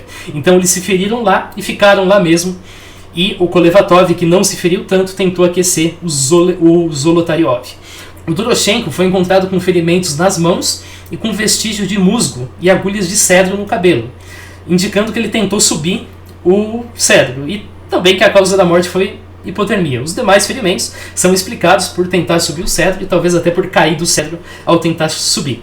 O Krivonichenko, o Rustem, a Zina e o Dyatlov são mais difíceis de você explicar sem uma causa dependente, porque iria precisar que todos eles tivessem sofrido quedas no gelo e nas rochas após saírem da tenda. Então as explicações que envolvem um ferimento na tenda são sim mais prováveis de justificarem o que aconteceu do que explicações que envolvem eles se ferirem de forma independente. Essa possibilidade também favorece a presença de queimaduras, porque acontece algum caos ali na tenda, as pessoas entram em contato com o forno e assim elas se queimam. Beleza. E os ferimentos como a pessoa sem língua e a pessoa sem olhos? Faz muito sensacionalismo em cima disso, mas na prática é muito simples. A Dubinina estava assim, mas a autópsia sequer pensou que esses órgãos foram arrancados com ela ainda em vida. Pelo contrário, ela estava com a cara em contato com a água, com a boca aberta, em contato com a água corrente durante meses. A língua se decompõe, isso é extremamente normal, isso é extremamente esperado, não tem surpresa alguma. A língua simplesmente se decompôs e foi isso que aconteceu. Não precisa de mais nada para explicar, porque é o que acontece com alguém que fica com a língua encostada na água durante meses. Agora, o Zolotaryov, e essa explicação também pode se aplicar à Dubinina, é que alguma ave comeu os globos oculares da pessoa após a morte. Isso é muito bem documentado na literatura, você tem esse link aqui que explica como que isso pode acontecer. Esse link tem algumas imagens um tanto fortes, então fique avisado. Mas, sim, existem aves na região, uma ave chamada tetraz, que é uma espécie de galinha, conforme você pode notar. Inclusive, o artigo menciona que os caçadores Mansi estavam atirando nos tetrazes com armas de baixo calibre durante o processo de busca. Então, isso é perfeitamente explicável também. Esses são ferimentos muito fáceis de explicar, sem problema algum. E o que eles fizeram ao redor do cedro, exatamente? Vamos lá, nesse ponto é realmente difícil de dizer o que cada um fez, porque as pegadas não foram bem documentadas. Se fosse, a gente seria capaz de dizer precisamente: fulano andou atrás de ciclano, virou a tantos metros, voltou para a trilha, fez tal coisa, voltou, caiu em tal lugar, mas infelizmente não dá. Infelizmente não foi documentado. Mas é bem provável que eles desceram procurando um local seguro do perigo, que eles acreditavam estar correndo, que talvez eles já tinham corrido, no caso da avalanche, esperando chegar ao cache que eles tinham deixado. Próximos do cedro, eles perceberam que não estavam na direção do cache, fizeram um fogo que queimou por cerca de 1h30 para tentar mantê-los aquecidos. Nesse tempo, os mais aptos, que não estavam tão machucados, cortaram os ramos das árvores ao redor e montaram pequenas tocas para se proteger de uma eventual avalanche. O Doroshenko e outros tentaram escalar o pinheiro para tentar ter um terreno alto que permita você enxergar a tenda. Eu acabei de falar pinheiro, mas a tradução correta seria cedro, propriamente dito. O Doroshenko e o Krivonichenko vieram a falecer primeiro em decorrência dos ferimentos da hipotermia, e o que aconteceu foi: os companheiros cortaram as roupas deles e dividiram entre si. Isso é a realidade da Sibéria. Se você morre, as suas roupas vão servir para aquecer os seus companheiros, tá? Não tem muito mais o que fazer. Um dos efeitos da hipotermia fatal é chamado de desvestimento paradoxal, paradoxical undressing. Isso faz com que os afetados tirem a roupa quando eles estão morrendo de frio. É paradoxal, é por isso que tem esse nome. Agora, esse não é o caso aqui. Isso não explica, tá? Porque as roupas foram rasgadas e usadas por outras pessoas. Isso não é o caso. As pessoas estavam conscientes no momento em que tiraram a roupa dos mortos. Não foram os prestes a falecer que tiraram as próprias roupas. Foram os companheiros que tiraram a roupa dos que já estavam mortos para se aquecer do frio. Não está claro em que momento Azine e o Dyatlov faleceram, mas é possível que isso tenha ocorrido enquanto eles tentavam voltar para a tenda. O Rustem provavelmente faleceu antes deles, em decorrência dos ferimentos. Os 4 últimos, quando tentavam talvez se localizar, talvez achar um lugar melhor, etc., caíram numa fossa e vieram a falecer, como eu já falei aqui, a exaustão. E a radiação nas roupas? 3 peças de roupa, um suéter marrom que a Dubinina vestia e as calças e um suéter do Kolevatov estavam emitindo partículas beta num nível acima do esperado, que caiu pela metade depois que as roupas foram lavadas. Foi feita uma análise de tecidos, não tecido de roupa, tecido de corpo mesmo, pele, coração, pulmão, fígado, etc. E esses tecidos não estavam emitindo partículas beta. Se os esquiadores tivessem sido expostos a algum evento envolvendo radiação, se eu levar uma galera para dar um rolê em algum lugar com radiação, tudo vai estar radioativo no final. A radiação não é seletiva, a radiação não escolhe a cueca de um, o suéter de outro, a calça de outro. A radiação vai para todo lugar. Então a causa da radiação não se deve a alguma exposição que os esquiadores sofreram durante o esqui. Então não foi OVNI, não foi teste nuclear, não foi uma chuva radioativa, foi uma contaminação prévia em algumas peças de roupa. Algumas roupas já estavam radioativas. E aí sim, esses esquiadores vestiram essas roupas que já estavam radioativas e que se contaminaram em algum momento antes da expedição e não durante a expedição. Se fosse durante a expedição, ia estar tudo radioativo, que não é o que aconteceu. Se você prestou atenção no vídeo e tem um pouco de raciocínio lógico, você já sabe o que aconteceu. A gente sabe que o suéter da Dubinina pertencia ao Krivonichenko. E esse esquiador foi encontrado trajando apenas camisas leves e uma calça de banho, portanto sem roupa. É seguro concluir, tendo em vista o que eu vou falar daqui a pouquinho, que talvez você já saiba, que todas as roupas pertenciam ao Krivonichenko, inclusive as que o Kolevatov estava vestindo e que não foram identificadas, não foram apontadas como essa roupa é a do Krivonichenko, até porque você não tinha exatamente como fazer isso, só a Dubinina que você poderia fazer essa associação. E o Krivonichenko, o que ele fazia? Lembra comigo, o Krivonichenko trabalhava com plutônio para mísseis nucleares. Ele certamente utilizou a mesma roupa que ele usa no trabalho para a expedição. Então ele foi vestido com 3 peças de roupa ali contaminadas, levou essas roupas na expedição, ele falece e as pessoas então pegam a roupa dele e vestem. Essa é a explicação mais simples, essa é a explicação que faz mais sentido. Não tinha radiação no solo ou nas árvores da região, conforme uma entrevista revela, descartando, portanto, a possibilidade de que eles foram expostos à radiação no momento do incidente. Só tinha radiação em 3 roupas que provavelmente já estavam contaminadas previamente a todo esse evento. Alguns citam uma entrevista que menciona que animais foram mortos na região. Isso é verdade, mas o próprio depoimento que menciona esses animais mortos menciona também que os animais não morreram por radiação, morreram por uma doença chamada de coptica, que é conhecida como necrobacteriose. Essa é uma doença que passa por vários níveis tróficos. Então, se você tem um veado que tem essa doença, esse veado morre, os lobos caçam um veado que está contaminado e a doença passa para os lobos e assim vários níveis da cadeia trófica morrem. Portanto, é essa a explicação. Os próprios Mansi confirmaram que é justamente isso que tinha acontecido. Os caçadores confirmaram, não é radiação, é uma doença, essa doença inclusive acontece de tempos em tempos. Outros dizem que as expedições no local foram simplesmente proibidas, mas isso é mentira, tá? Teve expedição em agosto de 59 e em 1960, que foram ao local, visitaram, fizeram a expedição e assim por diante. Então, não, o local não foi restrito por causa de radiação, e esse pessoal bebeu água dos rios, inclusive, e nada de errado aconteceu com eles. E também teve uma expedição em 63 que instalou um memorial no local, você pode pesquisar depois a respeito desse dito memorial para você saber mais sobre. Aqui tem as fotos da expedição, mas enfim, não é o caso de que o local estava radioativo. Isso é uma mentira que contam para você. E os corpos estavam alaranjados? A resposta é mais complexa do que eu gostaria que fosse, porque é sim e não. Os corpos estavam alaranjados no momento do funeral por algum motivo que a gente não sabe. Porém, no momento da autópsia, que é o que interessa pra gente, quando os corpos foram resgatados de lá, nenhum deles estava. Eles estavam com uma coloração marrom roxa, marrom cinza, azul cinza, azul vermelha, roxa vermelha. Aí o corpo do Rustem estava azul vermelho. Aí os corpos que foram encontrados só em maio estavam cor de terra, cinza, um cinza esverdeado e um marrom amarelado. Então, esses eram cores realmente esperadas para o estágio de decomposição que a gente espera. Porém, no velório, as pessoas décadas depois falaram, os corpos, 3 pessoas diferentes, falaram que os corpos sim estavam com cor amarronzada, chocolate, tijolo e assim por diante. E a resposta, infelizmente, eu não sei por que isso aconteceu. Eu não sei dizer para você por quê, não achei nenhuma explicação cabível. Eu achei explicações não cabíveis, tá? Então, radiação, por exemplo, não é, porque as pessoas não foram encontradas mortas assim, e porque a radiação não estava em todo lugar. Mas eu imagino que se fizer um estudo aprofundado sobre as práticas funerárias da União Soviética na década de 60, o que é um tema extremamente específico que ninguém vai fazer, eu acho que a gente vai chegar na resposta para essa pergunta. Será que o governo soviético então sabia que as pessoas desapareceram antes do desaparecimento? Por que essa questão é levantada?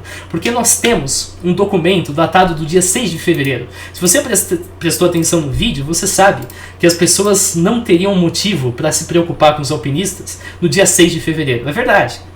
Eles estavam para voltar no dia 12, talvez 16. Por que diabos você vai se surpreender com eles não estando ali no dia 6?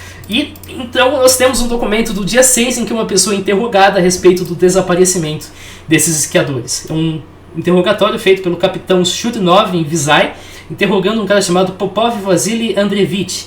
O depoimento só tem o Popov dizendo que ele viu os 2 grupos de esquiadores na vila de Visay, em que os ventos no começo de fevereiro sopravam forte, mais do que ele havia visto para lá desde que ele se mudou em 51. E aqui nós temos o texto. A resposta é um tanto decepcionante, tá? Se você olhar onde esse arquivo está, é a folha 38 do volume 1. Então você vai aqui no Case Files, volume 1, e aí você abre os outros perto dessa folha. Você vai ter aqui o VM e o Popov, acho que eu falei 38, perdão, 48, e você abre os demais, e você vai ver que os depoimentos são de março, mais especificamente do começo de março. Então nós temos um do dia 7 de março, 6 de março, 5 de março. Então o que aconteceu foi, escreveram a data errada. Era para escrever 6 de março, escreveram 6 de fevereiro e a data ficou errada. Um outro exemplo de data errada está num outro documento, esse documento do dia 7 de março, e o cara escreveu aqui o ano de 69. Opa, a gente está em 59. O cara escreveu um ano, 10 anos na frente, mais uma vez porque ele cometeu um erro, tá? Não porque esse depoimento aconteceu mesmo no dia 6 de fevereiro. E será que os esquiadores foram assassinados ao invés de morrerem dos jeitos que eu já falei para vocês? Porque tem várias teorias que dizem que sim, que eles teriam mortos, teriam sido mortos por um assassinato, por outros seres humanos. Então, o principal problema dessas teses é que múltiplos esquiadores teriam saído da tenda deixando para trás as armas, que seriam úteis no caso de você estar enfrentando outro ser humano, e que os traumas que esses esquiadores apresentaram não incluem nem ferimento por arma de fogo, nem corte por arma branca cortante, por exemplo, espada, faca, etc. E nem eram compatíveis com ferimentos feitos por pessoas segurando outras armas brancas, como um bastão, um cacetete, uma pedra, etc. Então, vale lembrar também que o número de pegadas deixando a tenda é compatível com uma descida da montanha ordenada, não com uma fuga que aconteceu durante uma briga, durante uma perseguição por malfeitores. Então, se o grupo foi atacado, eram pessoas muito treinadas para fazer com que tudo parecesse um acidente, incluindo o uso de armas muito específicas para isso. Então, a gente pode descartar suspeitas, como, por exemplo, prisioneiros fugitivos do Gulag, que atacaram esses alpinistas para roubar o que eles tinham ali. Eles não teriam essa técnica para esconder todas as evidências. Ou mesmo militares russos que teriam confundido esses alpinistas com prisioneiros fugitivos. Se eles tivessem confundido e atacassem, eles atacariam com o que eles tivessem ali em mãos e não se esforçariam para fazer parecer um acidente. Depois talvez sim, mas aí seria tarde demais, porque eles já estariam feridos com armas convencionais. Ambos os grupos não teriam uma habilidade ou motivo para fazer um trabalho tão furtivo.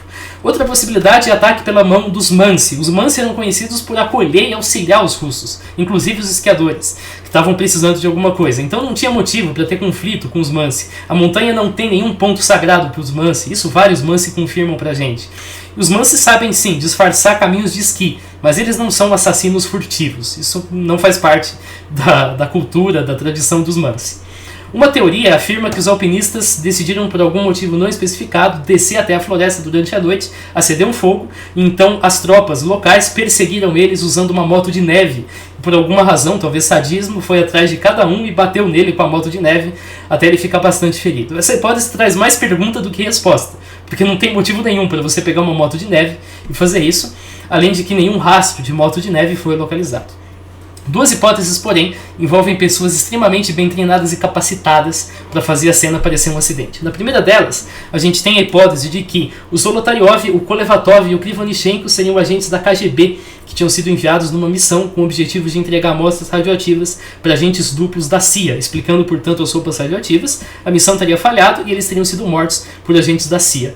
Porém, isso só explica as roupas radioativas através de uma cadeia de premissas muito complexas e muito mais complexas que a premissa mais simples, que eram roupas de um cara que trabalhava com plutônio. Um agente aposentado da inteligência russa diz que as técnicas que são escritas nesse livro que traz essa teoria são muito improváveis, tendo em vista a experiência. Além disso, ela não é sustentada em evidências fortes. São detalhes circunstanciais da biografia de cada um. Uma delas é que o Kolevatov foi assistente de laboratório numa instituição de pesquisa secreta. Outra é que o Krivonichenko trabalhava numa planta nuclear e que o Zolotaryov era um veterano de guerra. Agora, o Kolevatov e o Krivonichenko eram especialistas em engenharia. Na União Soviética você se gradua e então você é assinalado a um posto de trabalho. Você não tem exatamente tanta escolha. E de fato, pessoas com essa especialização, metais não ferrosos, como é o caso de um deles, é esperado que eles vão ser designados para trabalhar nessas áreas, considerando que a gente está na Guerra Fria e numa corrida armamentista. Além disso, a teoria ignora que o Krivonichenko era um rebelde. Ele, em 58, escreveu uma carta pedindo renúncia do posto de trabalho porque ele não tinha vontade alguma de trabalhar para o sistema da União Soviética. Então isso não parece o comportamento de um agente da KGB. O Zolotaryov tinha um histórico militar, mas acho que todos os homens da idade dele tinham, porque todos os que sobreviveram, claro, porque a União Soviética mobilizou 34 milhões de pessoas para a Segunda Guerra. Em 41, o Zolotaryov tinha 20 anos nessa época, determinou que todos os homens entre 16 e 28 estavam sujeitos ao serviço militar. Então, não é surpresa nenhuma que o Zolotaryov seja um ex-militar. Infelizmente, a gente nunca vai saber o significado. O Zolotaryov tinha uma tatuagem escrito isso aqui: Dair Muzuyaya. Aqui. Isso não tem significado nenhum em nenhum idioma, só a família dele talvez saiba dizer por que ele tinha essa tatuagem, mas isso não significa nada. Muitas pessoas fazem tatuagem que tem um significado particular e que uma pessoa de fora não vai saber, e talvez isso aqui sejam iniciais de pessoas importantes para ele. Eu vou chutar agora: Dmitry, Agnesa, Helena, Ruslan, e eu não sei tantos nomes russos para fazer até o final, mas você entendeu a ideia. Então, é provável que seja simplesmente isso e não algum código secreto, etc., até porque ele não tatuaria isso no próprio corpo. Outra teoria é que os esquiadores testemunharam algum ensaio militar que eles não deveriam ver, então eles foram assassinados e a cena foi modificada. A evidência seria que alguns testemunhos são contraditórios, mas essa teoria ignora que os testemunhos são contraditórios porque são de momentos diferentes. Então uma pessoa que vê a tenda antes e depois dela ser arrastada vai ver coisas diferentes. Pessoas diferentes vão ver coisas diferentes e isso é normal. Ou depoimentos de muitas décadas depois, que estão sujeitos a inconsistências, coisas que as pessoas não lembram, memórias falsas. Tem um vídeo meu sobre isso. Ou ainda meros detalhes, que são pequenos e que podem ser indícios de uma displicência geral na manipulação e na documentação dos achados. Por exemplo, quando a equipe recebe a ordem de arrastar a tenda montanha abaixo. Essa teoria, que é especialmente defendida nesse endereço aqui, também distorce depoimentos. Então a gente tem um piloto que diz basicamente, de acordo com a teoria, que os corpos foram deixados de helicóptero na montanha, mas o que o depoimento de verdade do piloto diz não é isso. O que o depoimento diz é que ele acredita que os esquiadores foram mortos pelos Mansi e que esse piloto acredita que ele viu a tenda com os corpos, mandou uma mensagem para Ivdel dizendo: olha, eu vi os corpos, e aí Ivdel mandou um helicóptero lá, não conseguiu descer e pouco tempo depois a equipe de busca achou. É possível que isso tenha acontecido, é possível que ao mesmo tempo que a equipe de busca achou por terra, uma equipe aérea também tenha achado e isso não tenha sido registrado em toda a investigação. A gente já viu que muita coisa não é registrada por uma displicência. Agora, isso não é evidência de que os corpos foram descarregados por helicóptero, conforme o cara conclui, a partir de um depoimento que ele encontra. O depoimento, inclusive, defende que eles foram mortos pelos Mansi. A gente já falou que isso é improvável. Agora, será que houveram brigas entre os esquiadores? Baseado no fato de que eles apresentaram na autópsia algumas marcas de contato com objetos duros, como gelo ou pedras, alguém pode imaginar que talvez um objeto duro seja o punho. Uma teoria defende que sim, houveram brigas entre eles ou com pessoas de fora. Só que essa hipótese é até bem honesta. Ele fala: olha, nós não temos evidência suficiente para isso, porém nós talvez teríamos se a autópsia tivesse sido feita com mais detalhes ou, especialmente, se a cena do crime tivesse sido documentada com mais detalhes. Eu concordo. A cena do crime deveria ter sido documentada com mais detalhes, mas como a própria hipótese afirma, infelizmente nós não temos evidência suficiente nem para descartar, nem para confirmar de que houve briga ou não. Porém, os textos que os esquiadores escrevem, especialmente o Evening Ortoten, revelam um bom humor e uma boa atmosfera entre eles, piadas e assim por diante. Vocês vão ver mais adiante, inclusive, eu já mostrei o resto, eu vou mostrar a parte do Pé Grande, dar mais detalhe para ela daqui a pouquinho. E não tem menção de qualquer tipo de briga antes do dia 1º de janeiro. Tem conflitos, um xinga o outro, um reclama do outro, tal, mas não parece ser suficiente para provocar uma briga física. E mesmo as questões amorosas parecem ficar restrito a um flerte, um crush, alguma coisa assim. Não parece que tem algo que vai escalar tão rápido para uma briga física por causa de uma disputa amorosa, por exemplo. Não é a impressão que a gente tem quando a gente lê os registros e vê as fotografias. A gente tem um texto que eu considero bastante desrespeitoso, que inclusive é escrito como uma história de ficção, dizendo que qualquer semelhança com pessoas reais é pura coincidência, mas que evidentemente não é. Isso aqui é só escrito para dar uma desculpa, para não ter que responsabilizar caso isso ferisse a honra de alguém, que diz que o Zolotaryov teve um surto com o Dyatlov, e nisso ele deu uma picaretada na cabeça do Tibo, obrigou todo mundo a sair da tenda sem usar botas e sem usar jaquetas, fez as pessoas irem lá para baixo do cedro, esperando que elas morressem. Passado umas 2-3 horas, ele sai da barraca, vai até lá, tenta matar essas pessoas, entra numa briga, sendo que algumas já tinham falecido, e nesse processo todos acabam morrendo. Isso não tem nenhuma evidência, tá? Isso é uma cadeia de eventos escolhida a dedo e muito bem detalhada para condizer com a evidência, mas é aquela coisa, você pode criar a história que você quiser em cima de uma evidência e nem por isso vai torná-la verdade. Tanto é que você pode criar N histórias diferentes, contraditórias. Então esse texto do surto do Zolotaryov não é para ser levado a sério. Isso aqui é simplesmente um texto que tenta criar uma historinha em cima do que a gente sabe que tem nas evidências. Não considerem isso como um texto real, como um texto de teoria séria. Aí a gente tem a autora Theodora Radzicka, que escreveu aquele livro na Amazon, que eu já falei para vocês a respeito, que inclusive traz uma série de evidências interessantes, uma série de testemunhos. Ela chega numa conclusão que eu discordo totalmente, como eu já disse. Ela defende que o problema seja analisado de outra ordem. Então, de acordo com ela, o que aconteceu foi, os esquiadores montaram uma tenda na região do cedro. Eles queriam passar a noite ali. Eles montaram uma tenda ali, trabalharam ali, cortaram madeira, montaram um forno, fizeram tudo ali. Aí, enquanto eles dormiam, uma árvore cai sobre a tenda durante uma tempestade e causa todos os danos que a gente conhece. Ela até desenha aqui uma árvore e mostra em quais pontos a árvore pode ter caído para provocar cada um dos danos em cada uma das pessoas. Bastante conveniente. Ok. Isso faz com que alguns alpinistas morressem no local, especialmente a Dubinina, que ficou gravemente ferida por essa queda da árvore. Isso faz com que outros saiam da tenda e consigam, então, tentar procurar ajuda. Para isso, eles decidem subir a montanha, porque lá eles teriam mais chance de serem vistos quando o dia amanhecesse por aviões que passassem por cima. Eles então fazem isso, mas acabam por morrer um a um quando eles tentam subir a montanha. Essa hipótese funciona muito bem, mas aí a gente lembra que a tenda estava na montanha e não na floresta. Pois é. E também o fato de que o cedro foi escalado. Se o objetivo era simplesmente subir a montanha e não subir num ponto específico da montanha, não tinha motivo algum para subir o cedro. Simplesmente anda para cima, simplesmente anda para onde o declive está apontando para cima. O processo é bem simples. Você não precisa escalar um cedro para você saber onde que é para cima. Só precisa sentir mesmo como que está o terreno na sua frente. E então a autora propõe que pela manhã 2 geólogos que conduziam explorações e faziam explosões na região viram a cena, acharam que eles tinham causado a queda da árvore, então arrastaram a cabana para o topo da montanha, ou carregaram a cabana para o topo da montanha, montaram tudo lá em cima para parecer que foi um acidente. E eles foram e voltaram 2 vezes. Então você tem 2 pessoas que vão, isso dá 2 pegadas, você tem 2 pessoas que voltam, isso dá mais 2 pegadas, 4, faz isso outra vez, você tem um total de 8 pegadas.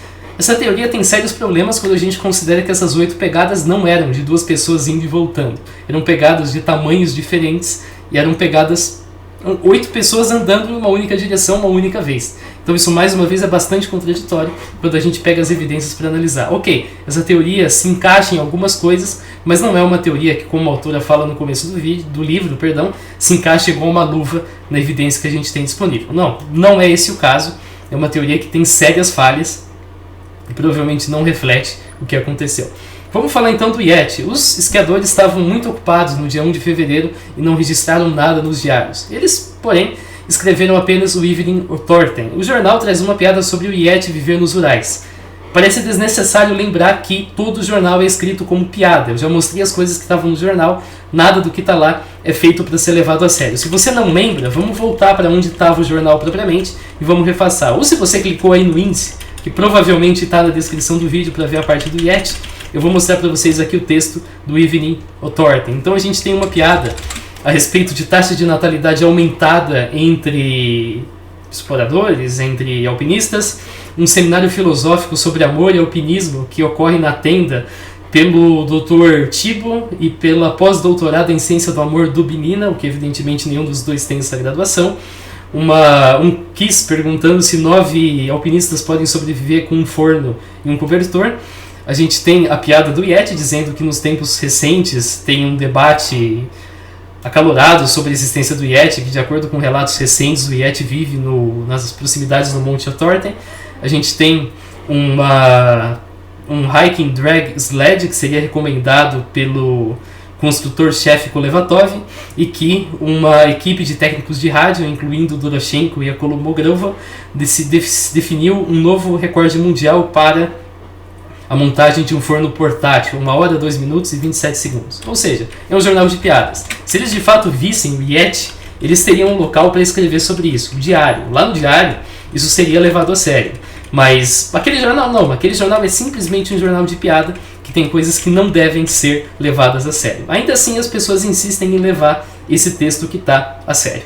A outra evidência, além do texto, é uma fotografia. Essa fotografia aqui, 17ª fotografia do negativo número 3. Isso seria o Yeti. Agora a questão é, isso pode ser muito bem uma pessoa sendo vista na distância na neve e posando como Yeti. Aliás, a fotografia anterior a essa mostra justamente um cara agachado na neve, usando as mesmas roupas nas proximidades dos pinheiros. Então é bem provável que seja a mesma pessoa, sejam fotografias. Olha, eu estou aqui e tal, vai lá longe e tira uma foto de mim na neve. Tudo indica que sim, aqui a gente tem uma fotografia de uma pessoa na neve, é uma silhueta, é basicamente a mesma coisa. As proporções aqui não são anormais para uma pessoa, as proporções são perfeitamente condizentes com as proporções de uma pessoa. Não tem nada aqui que obrigue essa fotografia a ser um Yeti. Provavelmente foi uma piada mesmo, foi uma fotografia que eles fizeram como sendo uma piada. E a gente tem um filme para televisão chamado Yeti Russo, O Assassino Sobrevive, que usa aqui essa fotografia, mas a própria sinopse diz que é um documentário ficcional. Mais uma vez é um desserviço, porque é dito que o texto diz, o texto lá do Evening Thornton, agora nós sabemos que o Yeti existe. Isso é mentira. O texto não diz isso. O texto diz, de acordo com os relatos recentes, o Yeti vive no Montes Urais, próximo ao Monte Thornton. O programa também mente quando diz que o Evening Thornton era usado para reportar eventos reais engraçados. Na verdade é uma peça satírica com eventos ficcionais, não é uma peça que você relata coisas engraçadas que aconteceram, não é um diário de comédia. É um jornal ficcional que foi feito como uma piada pelos alpinistas. E os OVNIs? A gente não tem nenhum registro nos diários, que é, mais uma vez, o local em que as pessoas deveriam escrever coisas sérias a respeito de OVNIs. Mas a gente tem fotografias que trazem artefatos no céu que são vistos, por algumas análises, como bolhas de plasma ou como OVNIs e assim por diante. Aqui a gente tem algumas delas. Algumas análises vão mais longe, falam que isso são anjos caídos que se manifestaram no céu. O problema é que esses artefatos, quando você analisa as fotografias, você descobre que eles não são vistos somente no céu, mas são vistos no chão e sobre os alpinistas. Por quê? Porque eles são resultados de anomalia na revelação das fotos e não de fenômenos reais. Essas anomalias aparecem especialmente no filme número 5, mas não nos demais. Então tá aqui, olha só, aqui é chão, neve, neve, aqui é neve, tudo aqui aparecem anomalias parecidas, pontos de luz, bolhas de plasma, etc. Mas não aparecem no céu. Aparecem no chão, aparecem em qualquer ponto da fotografia, aparecem sobre as árvores, sobre a cara das pessoas. Então, não, isso não é um OVNI, você não tem OVNI andando na neve, tá certo? Você vai concordar isso comigo. Isso é uma anomalia da fotografia. Ah, mas eu revelo foto, eu nunca vi nada assim. Ok, só que você tem que lembrar que esses filmes ficaram por um bom tempo sobre a neve, em condições que normalmente você não espera das fotografias que você revela. Outra imagem, o filme número 6 aqui, mostra uma coisa bem espetacular, um fenômeno espetacular no céu, visto sobre o Distrito 41. Mais uma vez, se eles tivessem visto isso de verdade, a gente imagina que isso teria sido registrado no diário. Não foi. Agora a questão é que, mais uma vez, de novo, essas coisas aqui aparecem fora do céu. Então tá aqui, aparece do lado das pessoas, aparece numa fotografia do lado da foto de uma pessoa, aparece sobre tudo, sobre a madeira, sobre a pessoa, sobre a casa, sobre o céu, aparece nas árvores, aparece inclusive na frente das árvores, ou seja, isso são artefatos do filme, isso não são OVNIs, isso não eram coisas que os alpinistas viam no céu, isso aparece quando você tem o processo de produção do filme mesmo, isso são artefatos do filme e não OVNIs. Aí a gente tem a fotografia 34 do filme número 1, que mostra o que para alguns seria um OVNI, com esse objeto octogonal, no centro, esse octógono aqui no centro. A questão é, provavelmente essa foto foi feita com a lente fechada e aconteceu porque já estava engatilhado. Então você vai rebobinar o filme, naquele modelo de câmera, isso acontece, você vai rebobinar o filme com um disparo engatilhado, ele tira uma foto naquele momento com a lente fechada. A questão é que a lente Industar 22, presente nesse modelo de câmera, tem um diafragma octogonal, conforme você pode ver aqui. Tem 8 lados, 1, 2, 3, 4, 5, 6, 7, 8. Igualzinho a esse objeto no centro aqui, que também tem 8 lados. Então isso provavelmente não é um OVNI, isso é simplesmente o diafragma da lente da câmera que foi utilizada. Ao passo que o grupo não aparenta ter registrado nenhum OVNI, nenhum meio, os moradores de Videl relatam sim terem visto objetos estranhos no céu. Um objeto estranho que você não sabe o que é e voa é um OVNI. Uma esquiadora em outra expedição relatou que no dia 17 de fevereiro ela viu um espetáculo celeste, algo do céu da cor da lua, como se fosse um tipo de nebulosa que crescia em círculos concêntricos. 2 meteorologistas reportaram o mesmo fenômeno nessa data, descrevendo como uma estrela com cauda que se movia ao longo do céu, que tinha o formato de uma densa nuvem do tipo cirro, que gradualmente se expandiu em uma grande bola cercada de fumaça, então se transformou numa bola menor e reduziu para um pequeno ponto que desapareceu. Os moradores de Videl lembram de ter visto algo semelhante no começo de fevereiro, em direção dos Montes Urais. Agora, na época, os estudantes do Departamento de Engenharia da UPI afirmaram, e provavelmente de forma correta, que isso era um lançamento espacial.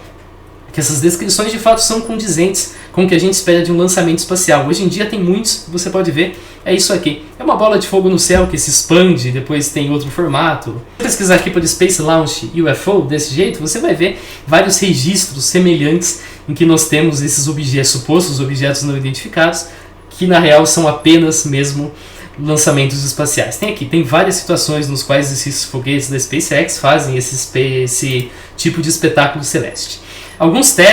Algumas fontes citam testes nucleares de alta altitude como uma possível explicação para as luzes observadas. Agora, testes nucleares, especialmente espaciais, eram monitorados por ambos os países durante a Guerra Fria, e não teve nenhum teste do tipo no ano de 1959. Você pode checar aqui, 0 testes em 1959 em ambos os países. Então, não parece ser o caso. Outra possibilidade se vale do fato de que no primeiro semestre de 59, os americanos adentraram o espaço aéreo soviético e fizeram fotografias noturnas na região dos Urais, utilizando uma fotobomba. Então você lança uma bomba, que não é de destruição, mas que produz um grande flash, um grande clarão sobre uma região, e aí você tira a foto. Então isso pode ter assustado os alpinistas que saíram lá da cabana e interpretaram a luz como uma explosão nuclear. Essa hipótese, mais uma vez, envolve ferimentos independentes depois da evacuação e carece de evidências. A gente não tem evidências de que isso de fato aconteceu. Isso é uma conjectura. Não tem nada que fala, olha, esse registro aqui indica que aconteceu, pessoas viram esse forte clarão que aconteceu em um único momento sobre os Urais no dia 1. Não tem. Portanto, é simplesmente uma conjectura. Então, ao passo em que é possível que os esquiadores tenham testemunhado um lançamento espacial e achado aquilo curioso, pensado que era um OVNI, não tem evidências de que isso tenha ocorrido. Você não precisa de ET, de OVNI, para explicar um incidente do Passo de Dyatlov. Falando em explicar, nós chegamos nas conclusões. Assim a gente pode concluir que o incidente do Passo de Dyatlov, apesar de ser apresentado e divulgado como um dos maiores mistérios do último século, tem explicações relativamente mundanas que se encaixam na maioria dos detalhes. Eu vou resumir isso nos parágrafos abaixo. Lembrando, a gente jamais vai ter uma noção completa e definitiva e final de tudo o que aconteceu naquela noite. Mas a gente tem uma visão muito boa agora e a gente pode descartar uma série de explicações que, se fossem verdadeiras, diriam muita coisa sobre o nosso mundo. Em primeiro lugar, algo não violento o bastante para manter os bastões de esqui em pé e não combatível com facas e machados, fez os alpinistas saírem da tenda descalços, calmos e deixando uma lanterna para voltarem depois. Hipóteses razoáveis são uma impressão de avalanche, uma pequena avalanche de laje, ventos catabáticos, uma colisão com uma rena ou a ideia do Wolverine preso na entrada. As que envolvem machucados ocorrendo na tenda são mais prováveis, sendo que a avalanche de laje, potencializada pela orientação da tenda e pelos ventos catabáticos, é mais compatível. Aí, em segundo lugar, algo causa os traumas que são observados nos corpos. O Doroshenko pode ter se machucado ao tentar escalar o cedro e talvez ao cair do cedro. O Rustem provavelmente se machucou na própria tenda, ou, aí se você vai pelo outro caminho, sofreu ferimentos independentes. O Dyatlov se machucou na própria tenda ou sofreu ferimentos independentes. Mesma coisa para Zina. É mais provável que esses três aqui, especialmente o Rustem, sofreu ferimentos na tenda. O Dyatlov, a Zina e o Krivonichenko sofreram essas escoriações na tenda. E as queimaduras são explicadas pelo contato com o forno. Aí a gente tem os quatro últimos, a Dubinina, o Zolotaryov, o Kolevatov e o Tibo, que certamente caíram numa fossa que estava coberta pela neve e se feriram gravemente. Em certa medida, a Dubinina e o Zolotaryov se feriram com mais gravidade, já o Kolevatov e o Tibo se feriram com menos gravidade, mas ambos sofreram o mesmo destino, caindo nessa fossa com gelo e não tendo condição de sair, portanto tentaram sobreviver ali da forma que podiam lá dentro.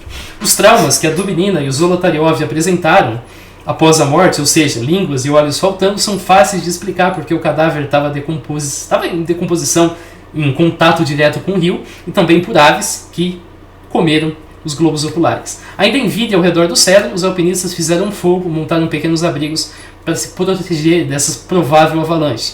Quando consideraram seguro retornar, eles subiram na árvore para tentar ver a tenda, e tudo isso é compatível, como eu disse, com a hipótese da avalanche. E a radiação das roupas. O Krivonichenko trabalhava numa planta de preparação de plutônio para ogivas nucleares. Ele morreu, foi um dos primeiros a morrer, estava sem roupa porque os colegas tiraram as roupas deles e vestiram essas roupas. Algumas delas estavam com contaminação por radiação. Isso é compatível com o que a gente sabe, porque nem o solo, nem os demais tecidos eram radioativos. E você não precisa de OVNI ou de ET para explicar o que aconteceu no Passo Dyatlov, e as possíveis evidências de OVNI ou de ET são muito bem explicadas, sem usar a premissa de que essas duas coisas foram de fato vistas, respectivamente por artefatos de câmera e por uma pessoa posando como se fosse o Yeti, já que os estudantes, os esquiadores, já haviam feito, já pensavam em fazer pelo menos uma piada sobre o Yeti no Evening Authority.